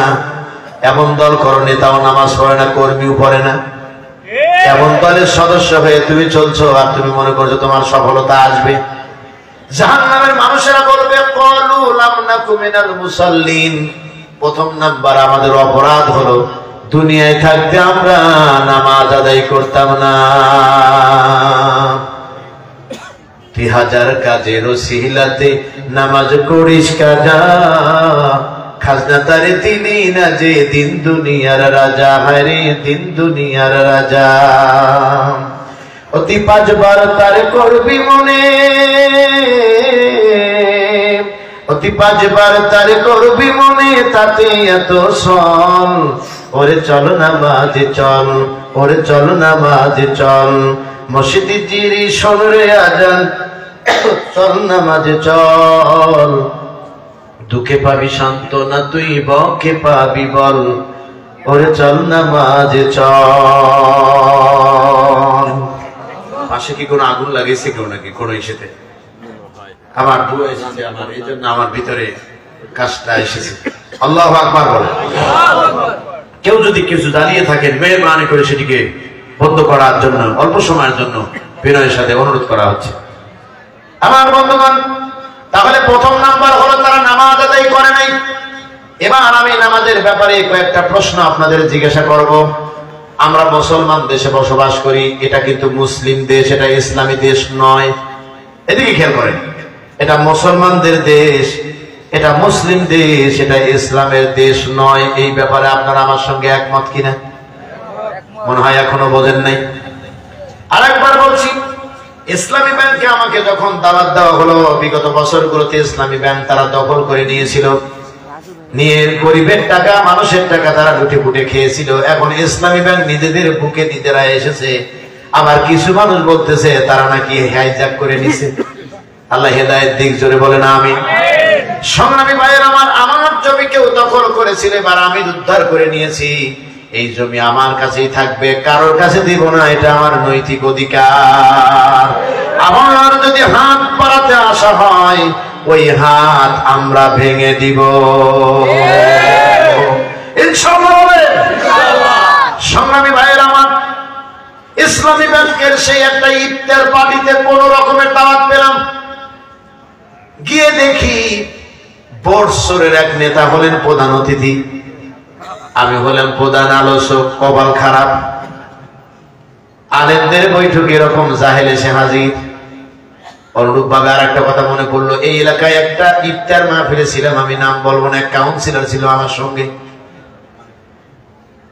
ইফতারের আগে কয়েক মিনিটের বক্তব্যে মুনাফিকের চরিত্র তুলে ধরার পরে কাউন্সিলর সাহেব কানে কানে আমাকে ইফতার দেওয়ার আগে বলতেছে আমি কিন্তু রোজা নাই। আমি অবাক হয়ে গেলাম যে আমি জানি না, তুই বললি কি? আমার নাম বললে চিনে ফেলবেন, কিন্তু বললে তো বুঝতেইছেন, মানিজ্য সব চলে যায়। একেবারে ডান পাশে ছিল, আমার কানের কাছে যে বলতে আমি কিন্তু রোজা নাই। আমি ঘুরে মুখের দিকে তাকায় বললাম, চেহারা দেখে তো মনে হচ্ছে ফুটফুটে সুন্দর, অথচ আপনি রোজা নাই, কারণ কি? ওই যে গ্যাস্ট্রিক হয়, বিভিন্ন ঝামেলা হয়। আসল কথা বললো না, সারাদিন বিড়ি খেতে হয়। আমি বললাম, তাহলে আপনি ইফতারে আসছেন কেন? এই জায়গা না আসলেই তো পারতেন, আর আমাকে বলারই বা কারণ কি? আপনি যে বক্তব্য দিয়েছেন, না বলে তো কোনো উপায়ই নাই, এ খাওয়াই তো জায়েজ নেই আমার। বললাম, তাও তো না বলে চলে গেলে পারতেন, অন্য মাহফিলে না গেলেই পারতেন। উনি ডেকে বলতেছে, ভাইজান মানুষ ছাড়ে না, এই জন্য পারি না, তার কারণ বিপদে পড়ে মোল্লা ডাক। এমন মোল্লার ডাক দিছে, মোল্লার ওযুই নাই। কথা কয় না। এমন মোল্লার ডাক দিছে, মোল্লার ওযু নাই, ও দোয়া করবি কেমনে, নামাজ পড়াবি কেমনে, যা দরকার সেটাই নাই। অনুরূপভাবে ইসলামী ব্যাংকের অনুষ্ঠানে যাওয়ার পরে আমাকে বক্তব্য দেওয়ার সুযোগ দেওয়া হলো। এখন বলেন তো দেখি, যাদের রক্ত কষ্ট দিয়ে করা ব্যাংক, তাদের জন্য দোয়া না করে আমার মতো আলেম কিভাবে ফিরে আসি? আমি অন্তত কিছুই বলতে পারলাম না, একটা শব্দ ব্যবহার করেছিলাম, আল্লাহ এই ব্যাংক সূচনা লগ্ন থেকে যারা করেছে এদেরকে তুমি খায়ের এবং বরকত দান করো, যারা শহীদ হয়েছে এদের কবরটা তুমি নূর দিয়ে ভরে দিও। এতটুকুতেই কাম খাম। এই দোয়া করার পরে বক্তব্যে ডেকে বলেছি, এটা মুসলিম দেশ, এটা ইসলামী দেশ নয়। সেই দেশে সুদ মুক্ত ইসলামী ব্যাংক প্রতিষ্ঠা করতে গিয়ে যারা শ্রম দিয়েছে তারা বড় যুদ্ধ করেছে মানুষকে সুদ মুক্ত রাখার জন্য। কথা বলেন না কেন? এই কথা বলার পরে ওনার বক্তব্যের পালা আসলো। উনি গিয়ে ডেকে বললেন, আমার পূর্বের বক্তা তিনি বলেছেন এটা মুসলিম দেশ নয়, এটা মুসলিম দেশ, এটা ইসলামী দেশ নয়। তবে আমাদের ভাষায়, উনি বলতেছেন আমাদের ভাষায়, আমরা মুসলিমও বুঝি না, ইসলামও বুঝি না, আমরা বাঙালি।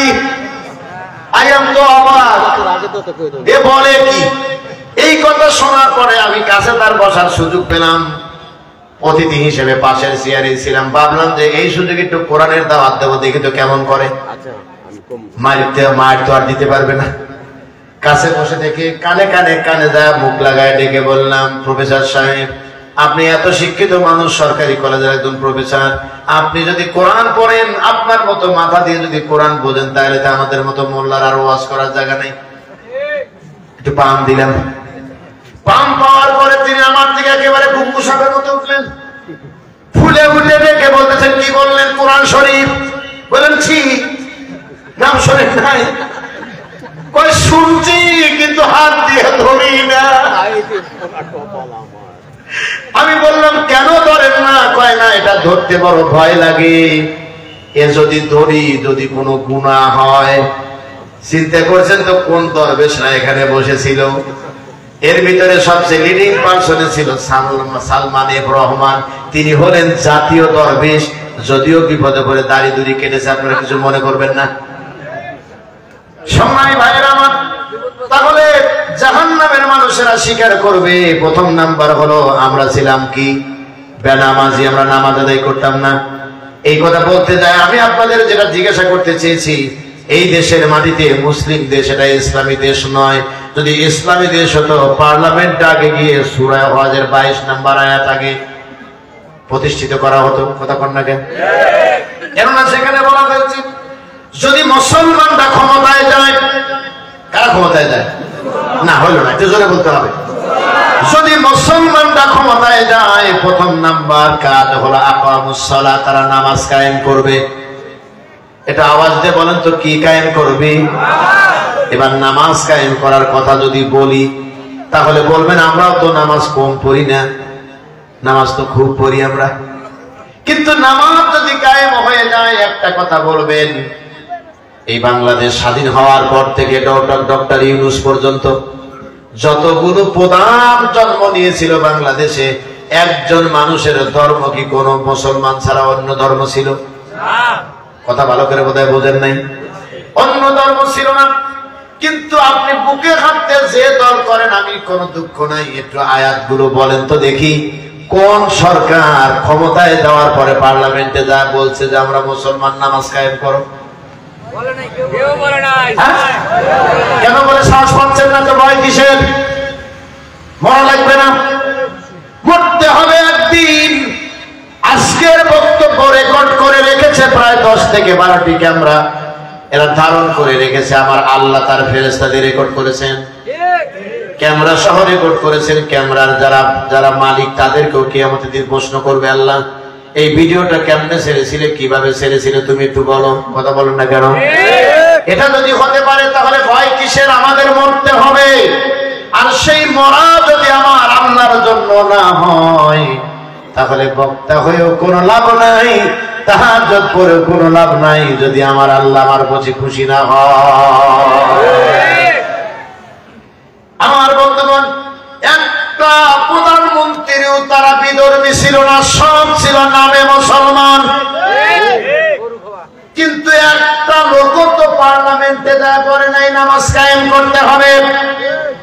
অথচ ওই নেতাদের যদি বলা গিয়েছে বলো কোরআন সঠিক না ভুল, এই যে বোঝেন না, ওরা কিন্তু সবাই বলতো যে কোরআনের ভিতরে কোনো ভুল নাই। বিশ্বাস যদি না হয় আপনি ডক্টর ইউনূসের কাছে যান, যায় তারে বলেন ইউনূস চাচা এতদিন যা চালাইছেন কোরআনে কোনো ভুল আছে নাকি?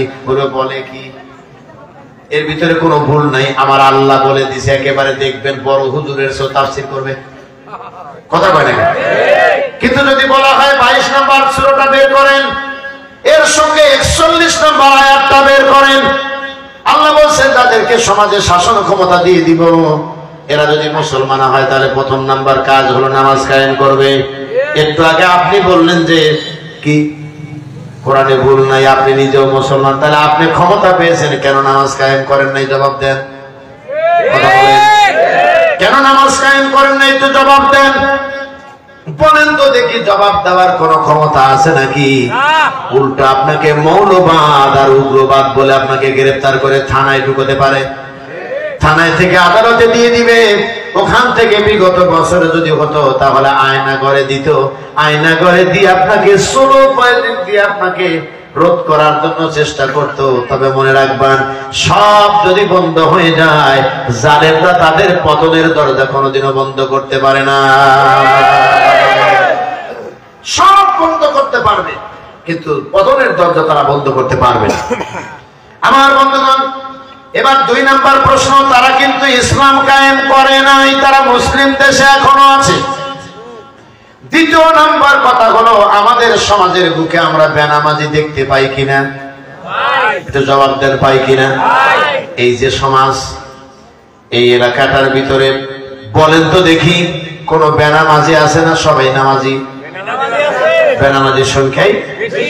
বিশ্বাস যদি করতে না চান তাহলে ফজরের নামাজের পরে এখন হালকা ঠান্ডা একটু গিয়ে দেখবেন বেনামাজি কারে বলে, কয়জন বেনামাজি খুঁজে পাবেন। ওইখানে গিয়ে দেখবেন কয়েকজন বুড়ো মানুষ ছাড়া কোনো মুসল্লি নাই।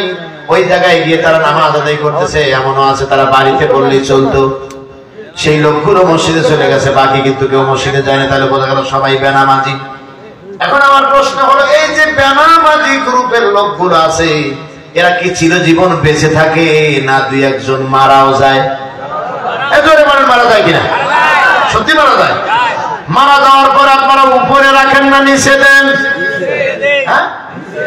কিভাবে দেন? সত্যি কথা তাও বলে না, এত নিষ্ঠুর কি আপনারা? নিচে রাখেন না উপরে দেন? নিচে দেওয়ার সময় আপনি কিভাবে দেন? মাইন্ড করেন, কি করেন? সুন্দর করে গোসল দেওয়া, আতর একটু লাগায় দেন, যদিও চিরজীবন আতর লাগায় নাই। বাস্তবতা বোঝেন। এইখান থেকে দয়া করে একটু কথা বলবেন না, একটু কথাটা বন্ধ করেন। 11:43 বাজে, 11:55 যে আমরা মোনাজাত করবার 12 মিনিট কথা বলার চেষ্টা করবো ইনশাআল্লাহ। বাকিটা আপনারা দয়া করে ক্ষমা করে দিবেন। বহুদূরের পথ আমাকে চলে যেতে হবে, আমি কিন্তু কোন রকমের আপনাদের প্রোগ্রামের কোন হ্যাম্পার হোক কেমন কোন কাজ আমার দ্বারা হয় নাই ইনশাআল্লাহ। হয়েছে নাকি বলেন? সংগ্রামী ভাইয়ের আমার, কথাটা কত চমৎকার ছিল, একটু উত্তর দেন, পেয়ে যাবে। এমন ভাবে গোসল দিয়েছেন, সাদা মার্কিন পরে দিয়েছেন, এমন লোককে আজকে জুব্বা পরাইছেন যা চিরজীবন জুব্বার বিরুদ্ধে কথা বলছেন। একটু আতর লাগাই দিয়েছেন, এমন লোককে আতর দিয়েছেন যে আতরের ঘ্রাণ সহ্য করতে পারতো না। এইবার কবরে নিয়ে গেছেন, কবরে নিয়ে যায় মসজিদের ইমাম বেনামাজি বলে জানাজা করতে চায় না, তারপরও জোর করে ইমামতি বাঁচানোর জন্য জানাজায় দাঁড়ায়, তাই কিনা বলেন? জোর করে দাঁড়ায়। ইমাম সাহেব বিপদে পড়ে দোয়া পড়ে, আল্লাহ জানে দোয়া পড়ে না, বদদোয়া করে, আল্লাহ ছাড়া কেউ জানে না। আমাকে যদি কোনো জায়গায় সফরে যাওয়ার পরে কোন বড় ধরনের কোন নেতা অথবা কোন প্রভাবশালী ব্যক্তি যদি তার বাপ মার কবরে নিয়ে যায়, আসেন হুজুর আপনি মুসাফির একটু দোয়া করেন, আমি তখন অবাক হয়ে ডেকে বলি, এই জায়গায় মানুষ আছে না মানুষ টুপি জানোয়ার আছে তাও তো জানি না। তাহলে দোয়া কেমনে করব? বিপদে পড়লে বললার পুরো দূরত্ব বোঝা যায়, তখন হাত তুলে ডেকে বলি, আল্লাহ তোমার বান্দা বান্দি ঘুমিয়ে আছে, এটা সত্য, কিন্তু কেমনে আছে তা জানি না, কেমনে গেছে তাও জানি না। তবে যেভাবেই যাক আর যেভাবেই শুয়ে থাক, যদি তোমার বান্দি তোমাকে স্বীকার করে যায় থাকে, তাহলে ভুল ত্রুটি মাফ করো, আর না হয় মন মতে আঘাত করো। কথা কয় না? আমি দোয়া করে কি করবো? আল্লাহ তো মার দিবে, ইমান নেই এখানে কি করবে? আমার দোয়া কাজ হবে? তুমি সেরকম মানো। আমার এক আপনজন বলতো, তুই বংশের বাতি, দোয়া করবি মরে গেলে। বলছি হ্যাঁ দোয়া করবো। কি দোয়া? দোয়া করবো, এমন দোয়া তা কল্পনা করতে পারবো না, খালি মরে দেখো। কি দোয়া? বলে মরে গেলে দোয়া করবো, আল্লাহ এত বুঝন বুঝাইছিলাম, সুদও ছেড়ে দেয় নাই, ঘুষও ছেড়ে দেয় নাই, নামাজও ধরে নাই, এখন তোমার কাছে গেছে, তোমার আইনে যা হয়। কথা কয় না? তোমার আইনে যা হয় ওটাই লাগায় দাও। এই যে নামাজি মারা গেল, লোকটাকে কবরে নেওয়ার আগে জানা যায় অভিনয়। কথা কয় না? এরপরে কবরে নিয়ে যায়, নামায় দিয়া হুজুরকে নামায় দিয়ে বলছে, হুজুর সব কাজ আপনাদের নামে। হুজুর কবরে নেমে বুকে হাত দিছে, আপনারা বলেন, মুখ দিয়ে বের হয় না, তাও বলে বিসমিল্লাহ ওয়া আলা মিল্লাতি রাসূল, আল্লাহর নামে নবীর দলে দিলাম। ফেরেশতা ডেকে বলে, ও তো নবীর দলে ছিল না, হুজুর চাকরি এত দাম। কথা কেন তাহলে নবীর দলে দিলেন? ও তো আসলে নবীর দলে ছিল না, ও ছিল হলো 400 কোটি টাকা চুরি করা দলে। কথা বলেন? ও তো এমন দলের সদস্য যে দলের ধর্মই ছিল না, ধর্মের স্লোগান ছিল ধর্ম নিরপেক্ষ মতবাদ। এর নামাইতে বলতেছে, ও আলা মিল্লাতি রাসূলিল্লাহ, মামুর বাড়ির বারান্দা। এরপরে মাটি দিয়ে উপরে এসেছে, এবার আরো খেলা। এই কথাটা বলেই শেষ করে দেবো, রাগ করতেছেন আপনারা? এমন ভাবে দাফন কাফন করে এসে 3 দিনে ফকির দাওয়াত দিয়েছে। কানা ফকির, ন্যাংরা ফকির, ওরা বলে টাকা বেশি দিবেন নাকি?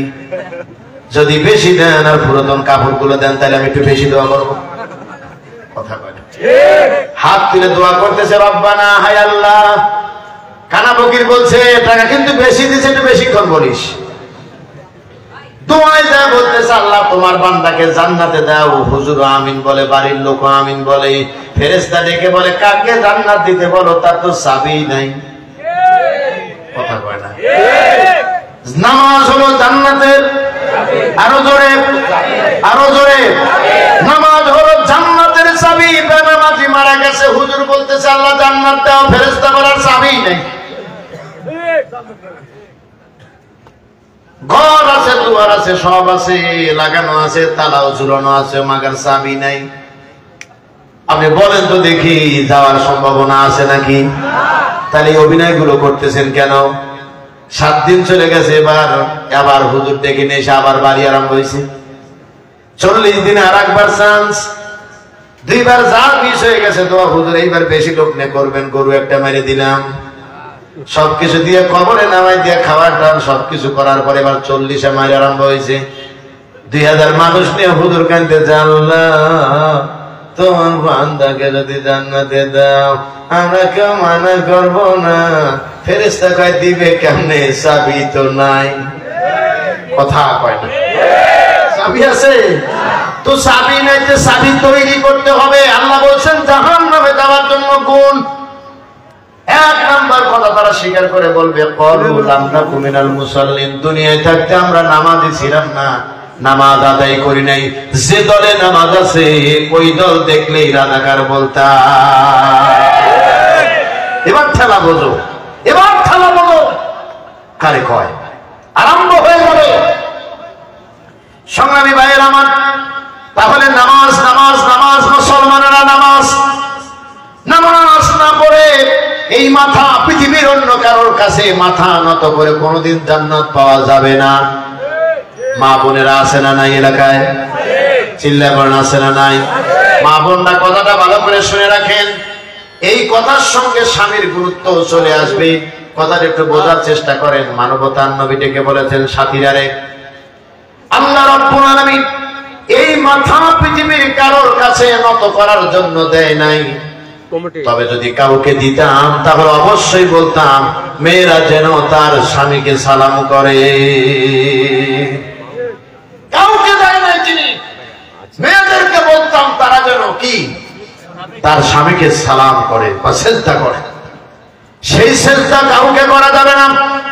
সুতরাং মুসলমান এখানে যারা আছেন, আমার মাইকের আওয়াজ যতদূর যাচ্ছে মনে রাখবেন, এই মাথা জীবনে আল্লাহ ছাড়া কারোর কাছে নত করা যাবে। যারা মুসলমান তারা জবাব দিয়ে বলেন যাবে। নত হবে কার কাছে? আল্লাহর কাছে সেজদা করতে হবে। সুতরাং ইসলাম যদি কায়েম হয়ে যায় মাজার ভেঙে দেওয়া হবে। একেবারে প্রকাশ্যে কথা, যদি মাজার ভাঙতে দেরি হয় এদেশের মানুষ ইমান বাঁচানোর জন্য বিক্ষোভ করবে। মাজার ভাঙতে হবে, কেননা মাজারের জন্য ওলি আল্লাহ আসে নাই। আসে নাকি?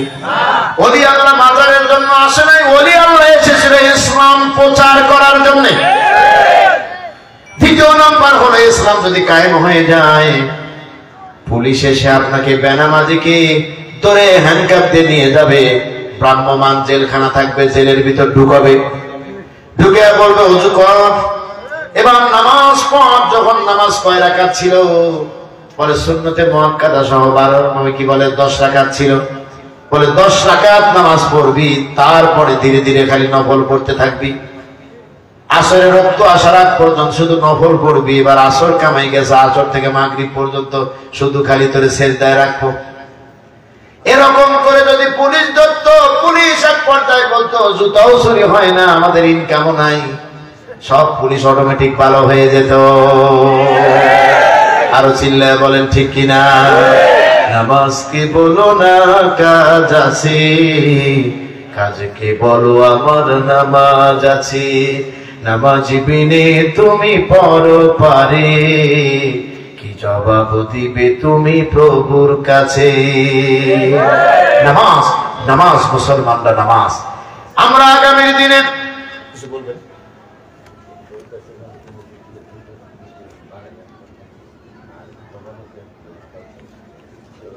তবারকের কথাটা বলে দিতে পারি, কিন্তু 20টা মিনিট দেওয়া আমার পক্ষে একটু কষ্ট।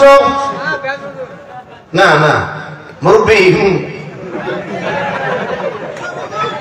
একটু আল্লাহু আকবার কর, চিল্লায় ডাকতে পারেন আল্লাহু আকবার।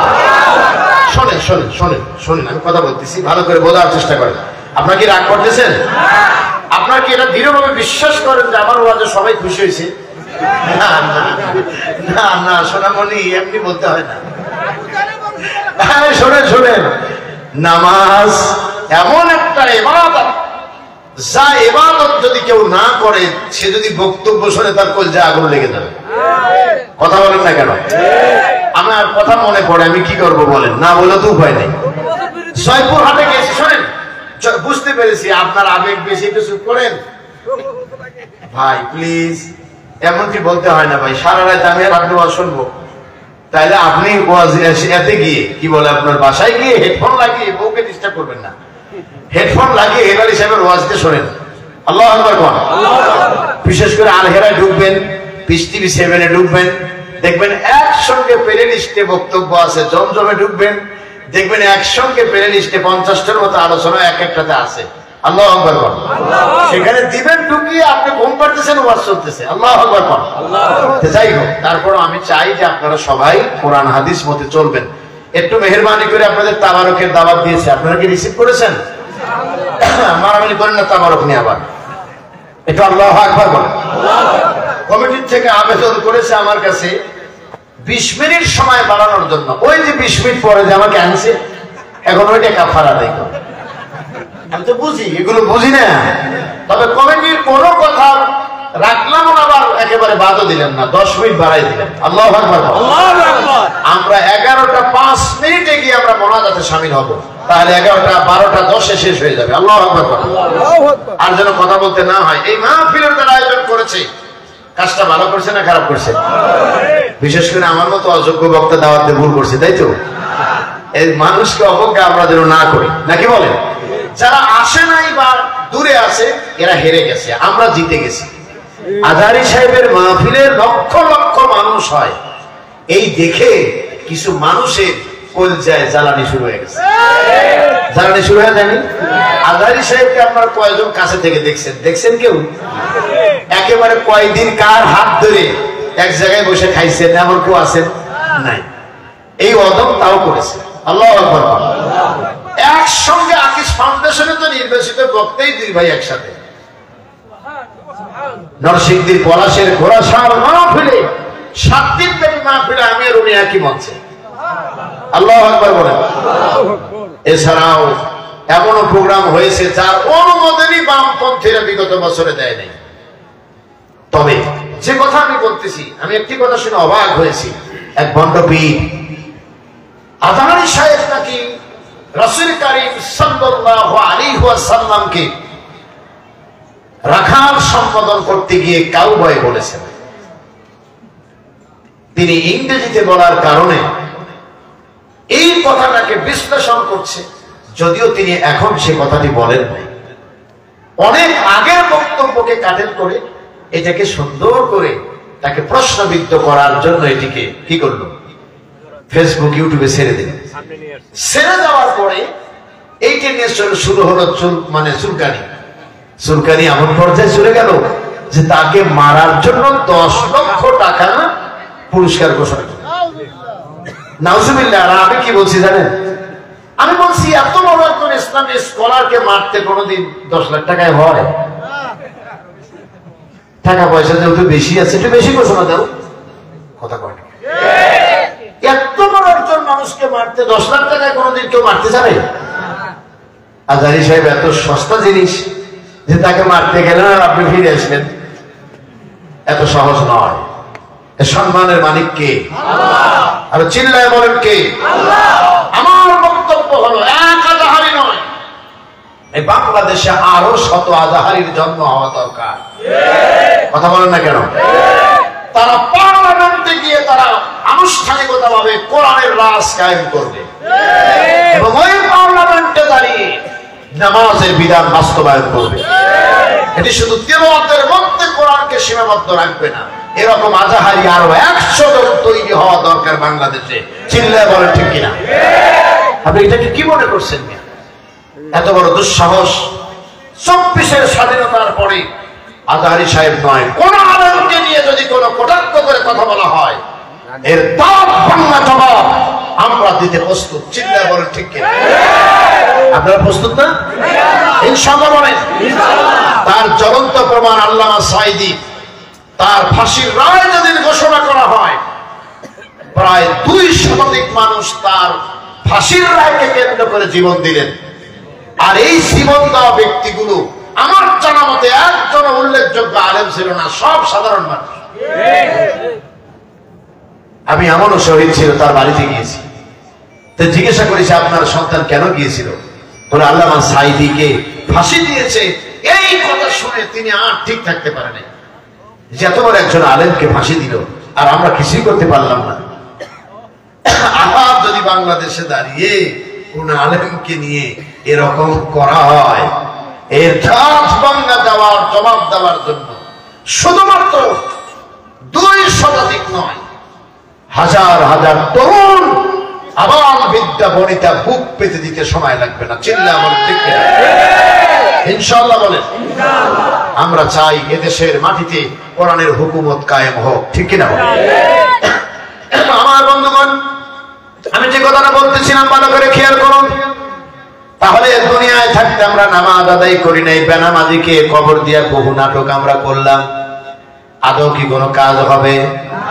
একটু ভালো করে খেয়াল করেন তো দেখি। আগামীকাল একটা বিজ্ঞপ্তি দেখলেন, বিজ্ঞপ্তিতে দেখলেন সরকারি কোন মন্ত্রণালয়তে জনবল নিয়োগ দিবে। সেই জনবল নিয়োগ দেওয়ার জন্য একটি বয়স দেওয়া হয়েছে, সেখানে 32 বছর। বিশ্বাস করবেন না, এই 32 বছর বয়স যেখানে দেওয়া হয়েছে, এখন অনলাইনে ফর্ম পূরণ করতে হয়। কিসে পূরণ করে? অনলাইনে নাম পূরণ করেছে। এরপরে নামের পুরো বিবরণ দেওয়ার পরে যেই বয়স লিখতে গিয়েছে, ওই বয়সে যদি 32 বছর আগের যদি কোনো ক্যান্ডিডেট না হয় সেখানে আর ঢোকাই সম্ভব না। কথা বলবেন একেবারে আর ঢুকবে না, ওখান থেকে আর সামনের পিছন দিকে যাবে না, সব বন্ধ হয়ে যাবে। যা আগে করেছেন এটা বাতিল হয়ে যাবে, তার কারণ এটা আর চলছে না, বয়স শেষ হয়ে গেছে।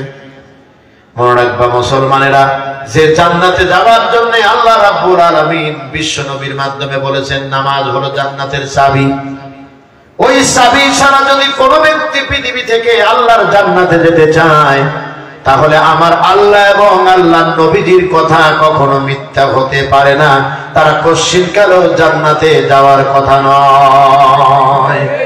যেহেতু সহিহ হাদিস, নবীজি বলেছেন, চিল্লায় বলেন ঠিক কিনা? এটা গেল একটা কথা। এবার 2 নাম্বারটা বলেই আমরা হয়তো একটু শেষ করে দিব, কষ্ট হচ্ছে আপনাদের না? আল্লাহ রাব্বুল আলামিন বলেছেন নবীজি, 2 নাম্বার জাহান্নামের মানুষেরা তাদের অপরাধ স্বীকার করে বলবে, নামাজের পাশাপাশি আমরা 2 নাম্বার বলছিল আমরা ওয়ালাম নাকুন নুতিমুল মিসকিন, আমরা মিসকিন অসহায়দেরকে খাদ্য দিতাম না। অসহায় এতিম মিসকিনকে খাদ্য তো দেওয়া দূরের কথা, বিগত বছরগুলোতে আমরা দেখেছি এই খাদ্য দ্রব্য গরিবের জন্য আসলে বড় বড় এতিমরাই খেয়ে শেষ করে দিয়েছে। আমাদের দেশে নরম কাঠের উপরে কিন্তু কাঠ মিস্ত্রির একটু কি নরম কাঠ দেখলে কাটতে কেটে একটু বেশি কেটে ফেলে। সাধারণ মানুষ যদি সুদ খায় দেখবেন সমালোচনার অভাব নাই, কিন্তু এলাকায় চিহ্নিত সন্ত্রাসী বাহিনী দিয়ে সুদের অফিস লাগাইয়া এলাকার মানুষের কাছে টাকা লাগাইয়া খাচ্ছে, এর বিরুদ্ধে কেউ কথা বলতে পারে না। আপনি পাশের গ্রামে পাশের বাড়িতে একজন সুদ খায়, আপনি তাকে বাধা দিয়েছেন, ভালো কথা, আলহামদুলিল্লাহ।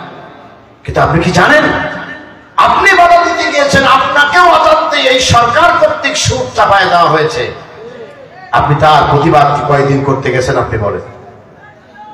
অনুরূপভাবে আমরা যেটা আপনাদেরকে বলতে চাচ্ছি, রাস্তাঘাটের মেম্বার চেয়ারম্যান যদি কিছু ভেঙে খায় আমরা বলি, কিন্তু তাদের রাঘব বোয়ালরা এমপি মন্ত্রীরা তারা যখন গরিবের টাকা পয়সা, চাল ডাল, টানের টিন সবকিছু যখন জনমের মতো মেরে খায়, এতিমদের টাকা পর্যন্ত মেরে খায়, তাদের বিরুদ্ধে আমরা কথা বলতে সাহস পাই না, বরং তাদেরকে আমরা বড় চেয়ার দিয়ে পাশে বসায় রাখি আর বলি আমাদের এলাকার অমুক নেতা, এর অবদান অনেক বেশি, শয়তান বলে ওর অবদান চুরি করা বেশি।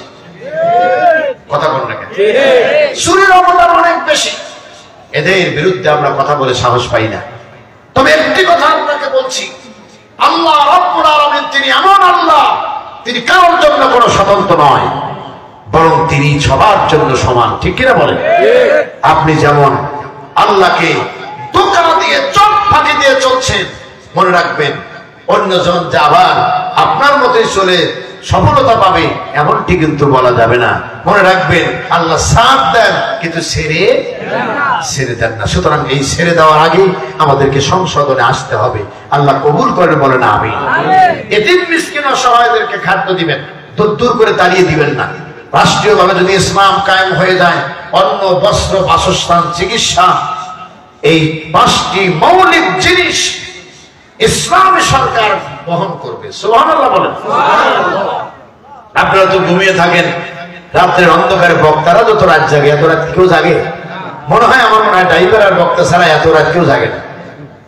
তো সেই রাস্তায় যখন চলতে যাই, বিভিন্ন বাস স্ট্যান্ডে বিভিন্ন জায়গায় দেখি ছিন্নমূল পর্যায়ের মানুষ, যাদের গায়ে কাপড় নাই, কথা বল না কেন, পোশাক নাই, নরম কোনো বিছানা নাই, তারা রাস্তার ধারে শুয়ে আছে। ইসলাম যদি কায়েম হয়ে যায়, এরকম ছিন্নমূল পর্যায়ের মানুষগুলোকে পুনর্বাসন করার দায়িত্ব ইসলামী সরকার গ্রহণ করবে। আল্লাহু আকবার বলেন না? আমার বন্ধুগণ, সুতরাং অন্ন, বস্ত্র, বাসস্থানের যদি গ্যারান্টি হয়ে যায়, তাহলে কি আর মানুষ চুরি করতে যাবে, সন্ত্রাসী করতে যাবে, চাঁদাবাজি করতে যাবে? যাবে না। তখন মানুষ আপসে ভালো হয়ে যাবে, কেননা তার আর এই চিন্তা নাই যে আমার কোনো কিছু নাই, তখন তার সব আছে। ইসলামী সমাজ ব্যবস্থা আল্লাহ কায়েম করে দিক, বলেন আমিন।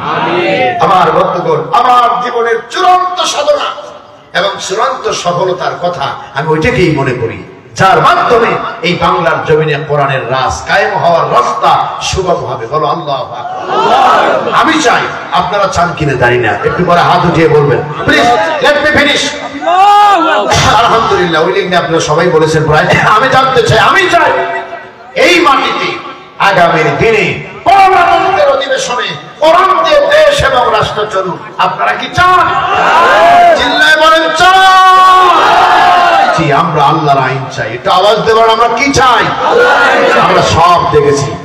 আমরা বাবার শাসন দেখেছি, মেয়ের শাসন দেখেছি, স্বামীর শাসন দেখেছি, স্ত্রীর শাসন দেখেছি, এরপর আমরা স্বৈরাচার নাঙ্গলের শাসন দেখেছি, তত্ত্বাবধায়ক দেখেছি। আমরা আর কিছু দেখতে চাই না। এবার আমরা দেখতে চাই আমার আল্লাহর কোরআন। চিল্লায় বলেন ইনশাআল্লাহ, বলেন ইনশাআল্লাহ। আগামীর দিন কোরআনের দিন হোক। তরুণ সমাজকে উদ্ধার আহ্বান জানাচ্ছি। তোমরা যারা আজকের এই মাহফিলের আয়োজন করেছো, তোমরা গর্বিত সন্তান, কেননা তোমাদের এই প্রচেষ্টায় এলাকার মাটিতে আজকে কোরআনের দ্যুতি ছড়ানো হয়েছে। বলেন ঠিক কিনা?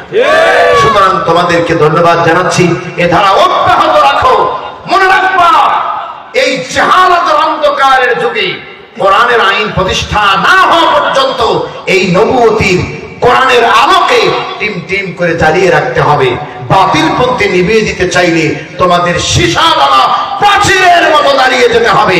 মনে রাখতে হবে, কোরআনের জন্য জীবন, রক্ত, জান মালের চূড়ান্ত পরীক্ষা না দিলে জান্নাত চাওয়া আমাদের জন্য যৌক্তিক দাবি হবে না। মন থাকবে তো ইনশাআল্লাহ? চিল্লায় বলেন ইনশাআল্লাহ। আবার বন্ধুগণ, আমি মানুষ মাত্রই ভুলের ঊর্ধ্বে নয়। 2 মিনিট বেশি হয়ে গেছে। আসলে আমার খুব সমস্যা, মানে আমি তো কথা বলতে গিয়ে আরো বলতে মন চায় আমারও। আমি কিন্তু মন চাচ্ছে আমি আরো বলি, কিন্তু সময় আমাকে ফেভার করে না। প্রিয় ভাই সব একেবারে কম হয়নি, আলহামদুলিল্লাহ বলেন। আমাকে পেয়ে কি আপনারা অসন্তুষ্ট হয়েছেন? এই প্রোগ্রামটা আমি নিতাম না, একটা কারণে নিছি। এখন ক্যামেরা বন্ধ হয়েছে, এখন বলবো। সেই কারণটা হলো, এই প্রোগ্রামটা ছিল চট্টগ্রামে, কিন্তু ঢাকার এক ব্যবসায়িক একটা প্রোগ্রাম আমাকে বাধ্য করে মাগুরাতে যাওয়ার জন্য। যেভাবেই হোক একটা প্রোগ্রামে যেতে হবে, কারণ ওই এলাকার একটা প্রোগ্রামে ওনার দাওয়াতে আমাকে ঘুরতে দেয়নি মঞ্চে। ওনার আক্ষেপ, উনি নিচেও আওয়ামী লীগ করে, তারপরও বলছে আপনাকে আনবো। তারপরে কোনো কথা, এই মাটিতে দাঁড়িয়ে আবার হুঙ্কার আপনি দিবেন। আল্লাহু আকবার বলেন। গেলাম সেখানে, এক ডেটের সঙ্গে 2টা আকাশে নিয়ে আসতে হলো চট্টগ্রাম থেকে। একটি চলে গেল আপনার ঝিনাইদহে, আর একটির জন্য আমাকে এই আমার উল্লাপাড়া, কি নাম তোমার?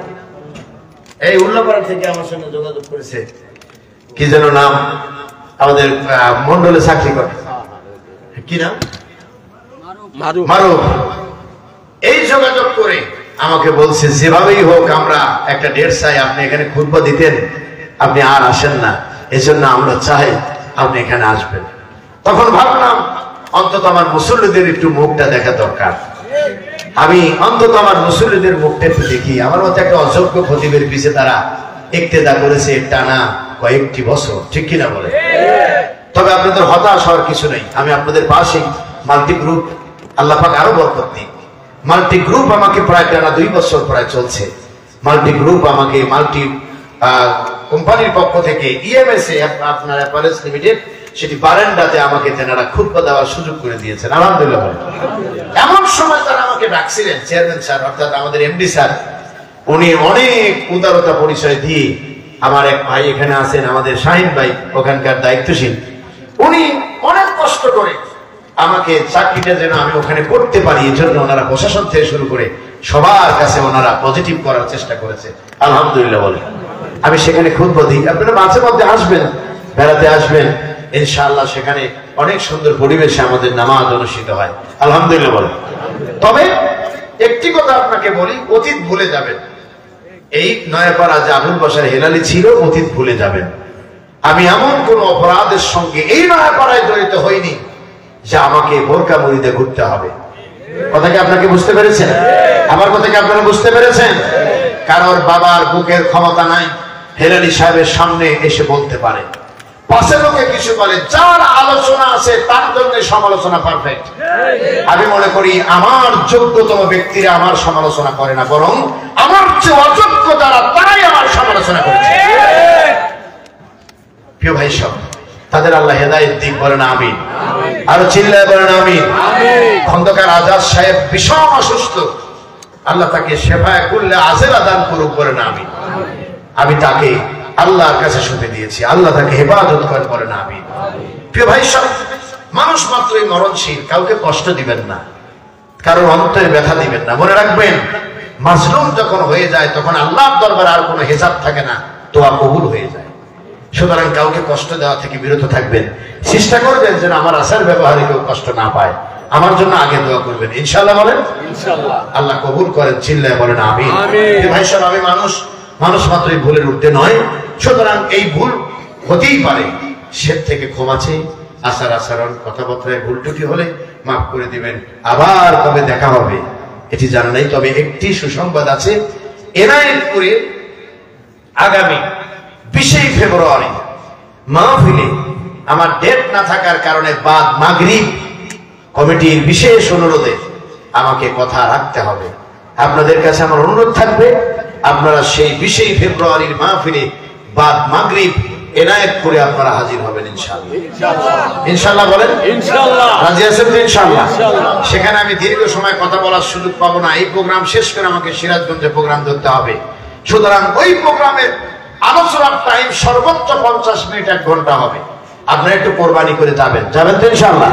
জি, আপনারা একে অন্যকে দাওয়াত দিবেন। আগামী 20 ফেব্রুয়ারি এনায়েতপুরে ইনশাআল্লাহ বাদ মাগরিব কথা হবে, আপনারা পোস্টার পেয়ে যাবেন ইনশাআল্লাহ। আল্লাহ কবুল করেন, বলেন আমিন। আল্লাহুম্মা সাল্লি আলা মুহাম্মাদ ওয়া আলা আলি মুহাম্মাদ কামা সাল্লাইতা আলা ইব্রাহিম ওয়া আলা আলি ইব্রাহিম ইন্নাকা হামিদুম মাজিদ। اللهم بارك على محمد وعلى آل محمد كما باركت على إبراهيم وعلى آل إبراهيم إنك حميد مجيد। প্রিয় ভাই সব, যারা আয়োজন করেছে বড় আশা করে তাদের জন্য দোয়া করবেন। যারা ইন্তেকাল করেছে আল্লাহ পাকে যেন তাদেরকে আজকের দোয়ার বরকতে, তাকে বিশ্বাস করে কবরে যারা গিয়েছেন আল্লাহ যেন তাদের ভুল ত্রুটি মাফ করেন, বলেন আমিন। আল্লাহুম্মা আমিন। ربنا ظلمنا أنفسنا وإن لم تغفر لنا وترحمنا لنكونن من الخاسرين। قولوا سبحان ربنا ظلمنا أنفسنا وإن لم تغفر لنا وترحمنا لنكونن من الخاسرين। رب العالمين কোরআনুল কারীমের মাহফিলে রাত গভীর হতে চলেছে, 12টা পেরিয়ে গেছে। এলাকার হাজারো মুসলমান নরনারী নিয়া রব্বুল আলামিন গাজীপুর মহানগরের 3 নম্বর ওয়ার্ডে বসেছিলাম। আল্লাহ, আয় আল্লাহ তাআলা, যা কিছু আলোচনা করা হয়েছে ভুল ত্রুটি ক্ষমা করে দাও। এর জানে কি হয়, আমাদের একান্ত প্রিয় নবী শাফায়েতে যিনি আমাদের একান্ত কান্ডারি বিশ্ব নবীর রূহ মোবারকে হাতে টুকুন পৌঁছে দাও। তামাম পৃথিবীর মাটির নিচে যত মুমিন মুমিনাত ঘুমিয়ে গেলেন তেনাদের প্রত্যেকের কবরে সওয়াব পৌঁছে দাও। আয় আল্লাহ তাআলা, এইভাবে যখন দোয়া করতেছিলাম হঠাৎ করে মার কথা মনে পড়েছে, বাবার কথা মনে পড়েছে। রব্বুল আলামিন, ওই বাবা মা যারা হারিয়ে ফেলেছি, বাবা মার কবরে যদি আযাব হয়, আযাবুল কবর মাফ করে কবরগুলো জান্নাতের বাগান বানায়া দাও। রব্বির হামহুমা কামা রব্বায়ানি সগীরা। পড়ুন সবাই, রব্বির হামহুমা কামা রব্বায়ানি সগীরা। আয় আল্লাহ তাআলা, ওগো আরশে আজিমের মালিক, তোমার কাছে নিবেদন, জীবনে কত গুনাহ করেছি মনে আছে, কত গুনাহ করেছি মনে নাই। তোমার কাছে প্রার্থনা জানাই, আল্লাহ গো, জিন্দেগীর সমস্ত গুনাহগুলি তুমি মাফ করে দাও। আয় আল্লাহ তাআলা, এই জমিন তোমার, আইন চলবে তোমার, এ বিধান তুমি কার্যকর করে দাও। আয় আল্লাহ তাআলা, মানুষের তৈরি করা আইন আমরা মানতে চাই না। মানুষের তৈরি করা আইন মেনে কুফরির দরজায় যেতে চাই না। মেহেরবানি করে তোমার জমিনে শহীদের রক্তের বিনিময়ে দিন কায়েম করে দাও। আয় আল্লাহ তাআলা, তামাম বিশ্বের মুসলমান নরনারী যারা বিপদগ্রস্ত হয়েছে, মেহেরবানি করে তাদের মুক্তির রাস্তা মিলাইয়া দাও। আয় আল্লাহ তাআলা, আজকের এই মাহফিলের যারা আয়োজন করেছেন, বলার জন্য যারা এসেছেন, রব্বুল আলামিন শোনার জন্য যারা এসেছিলেন, আর যারা সহযোগিতা করেছেন, কিয়ামতের দিন মুসিবতের কালে এই মাহফিল আমাদের সকলের জন্য জাহান্নামের আগুনের মুক্তির কারণ বানাই দিও আল্লাহ। রব্বুল আলামিন যুব সমাজ এই অক্লান্ত পরিশ্রম করে এই মাহফিলের যারা আঞ্জাম দিল, আল্লাহ গো যারা সহযোগিতা করলো, কাউকে তুমি বঞ্চিত করো না আল্লাহ। আয় আল্লাহ তাআলা, আজকের এই মাহফিলে যারা মুরব্বী এসেছেন, আবু বকর সিদ্দিকের মতো বানায় দাও, যুবকদেরকে খালিদ বিন ওলীদের মতো বানায় দাও, আমার মা বোন গুলোকে হযরতে খাদিজা এবং ফাতেমার মতো বানায় দাও আল্লাহ। আয় আল্লাহ, মাহফিল তোমার কাছে আমানত রেখে গেলাম, সবাই মিলে যেন চেষ্টা করে তোমার কোরআনের এই জাহালাতের সময় যেন আলোটা জ্বালাতে পারে, সেই তৌফিক তুমি এলাকার মানুষকে দান করো আল্লাহ। রব্বুল আলামিন, যে যেখান থেকে এসেছি এবং চলে যাব, একা যাওয়ার মতো ক্ষমতা আমাদের কারো নাই, সহি সালামতে গন্তব্যে পৌঁছার ব্যবস্থা করে দিও আল্লাহ। আয় আল্লাহ তাআলা, আমরা তোমার গুনাহগার বান্দা, গুনার বোঝা মাথায় নিয়ে তোমার কাছে আর একটা নিবেদন, জীবনে মরার আগে একদিনের জন্য হলেও যেন এই চোখ দিয়ে দেখে যেতে পারি তোমার জমিনে তোমার আইন চলছে আল্লাহ। আয় আল্লাহ তাআলা, আল্লামা দেলোয়ার হোসেন সাঈদী, আল্লাহ গো কোরআনের পাখি, তোমার বান্দা তোমার হাতে ধরা দিয়েছে, মাবুদ গো নির্যাতন নিপীড়ন সহ্য করেছে, তাও বাতিলের কাছে আপোষ করে নাই। আল্লাহ গো মেহেরবানি করে হুজুরের কবরটা জান্নাতের বাগান বানাইয়া দাও। রব্বানা তাকাব্বাল মিন্না ইন্নাকা আনতাস সামিউল আলিম ওয়া তুব আলাইনা ইন্নাকা আনতাত তাওয়াবুর রহিম। সুবহানা রাব্বিকা রাব্বিল ইজ্জাতি আম্মা ইয়াসিফুন ওয়া সালামুন আলাল মুরসালিন والحمد لله رب العالمين وجعل آخر كلامنا عند الموت لا إله إلا الله محمد رسول الله. السلام عليكم ورحمة الله.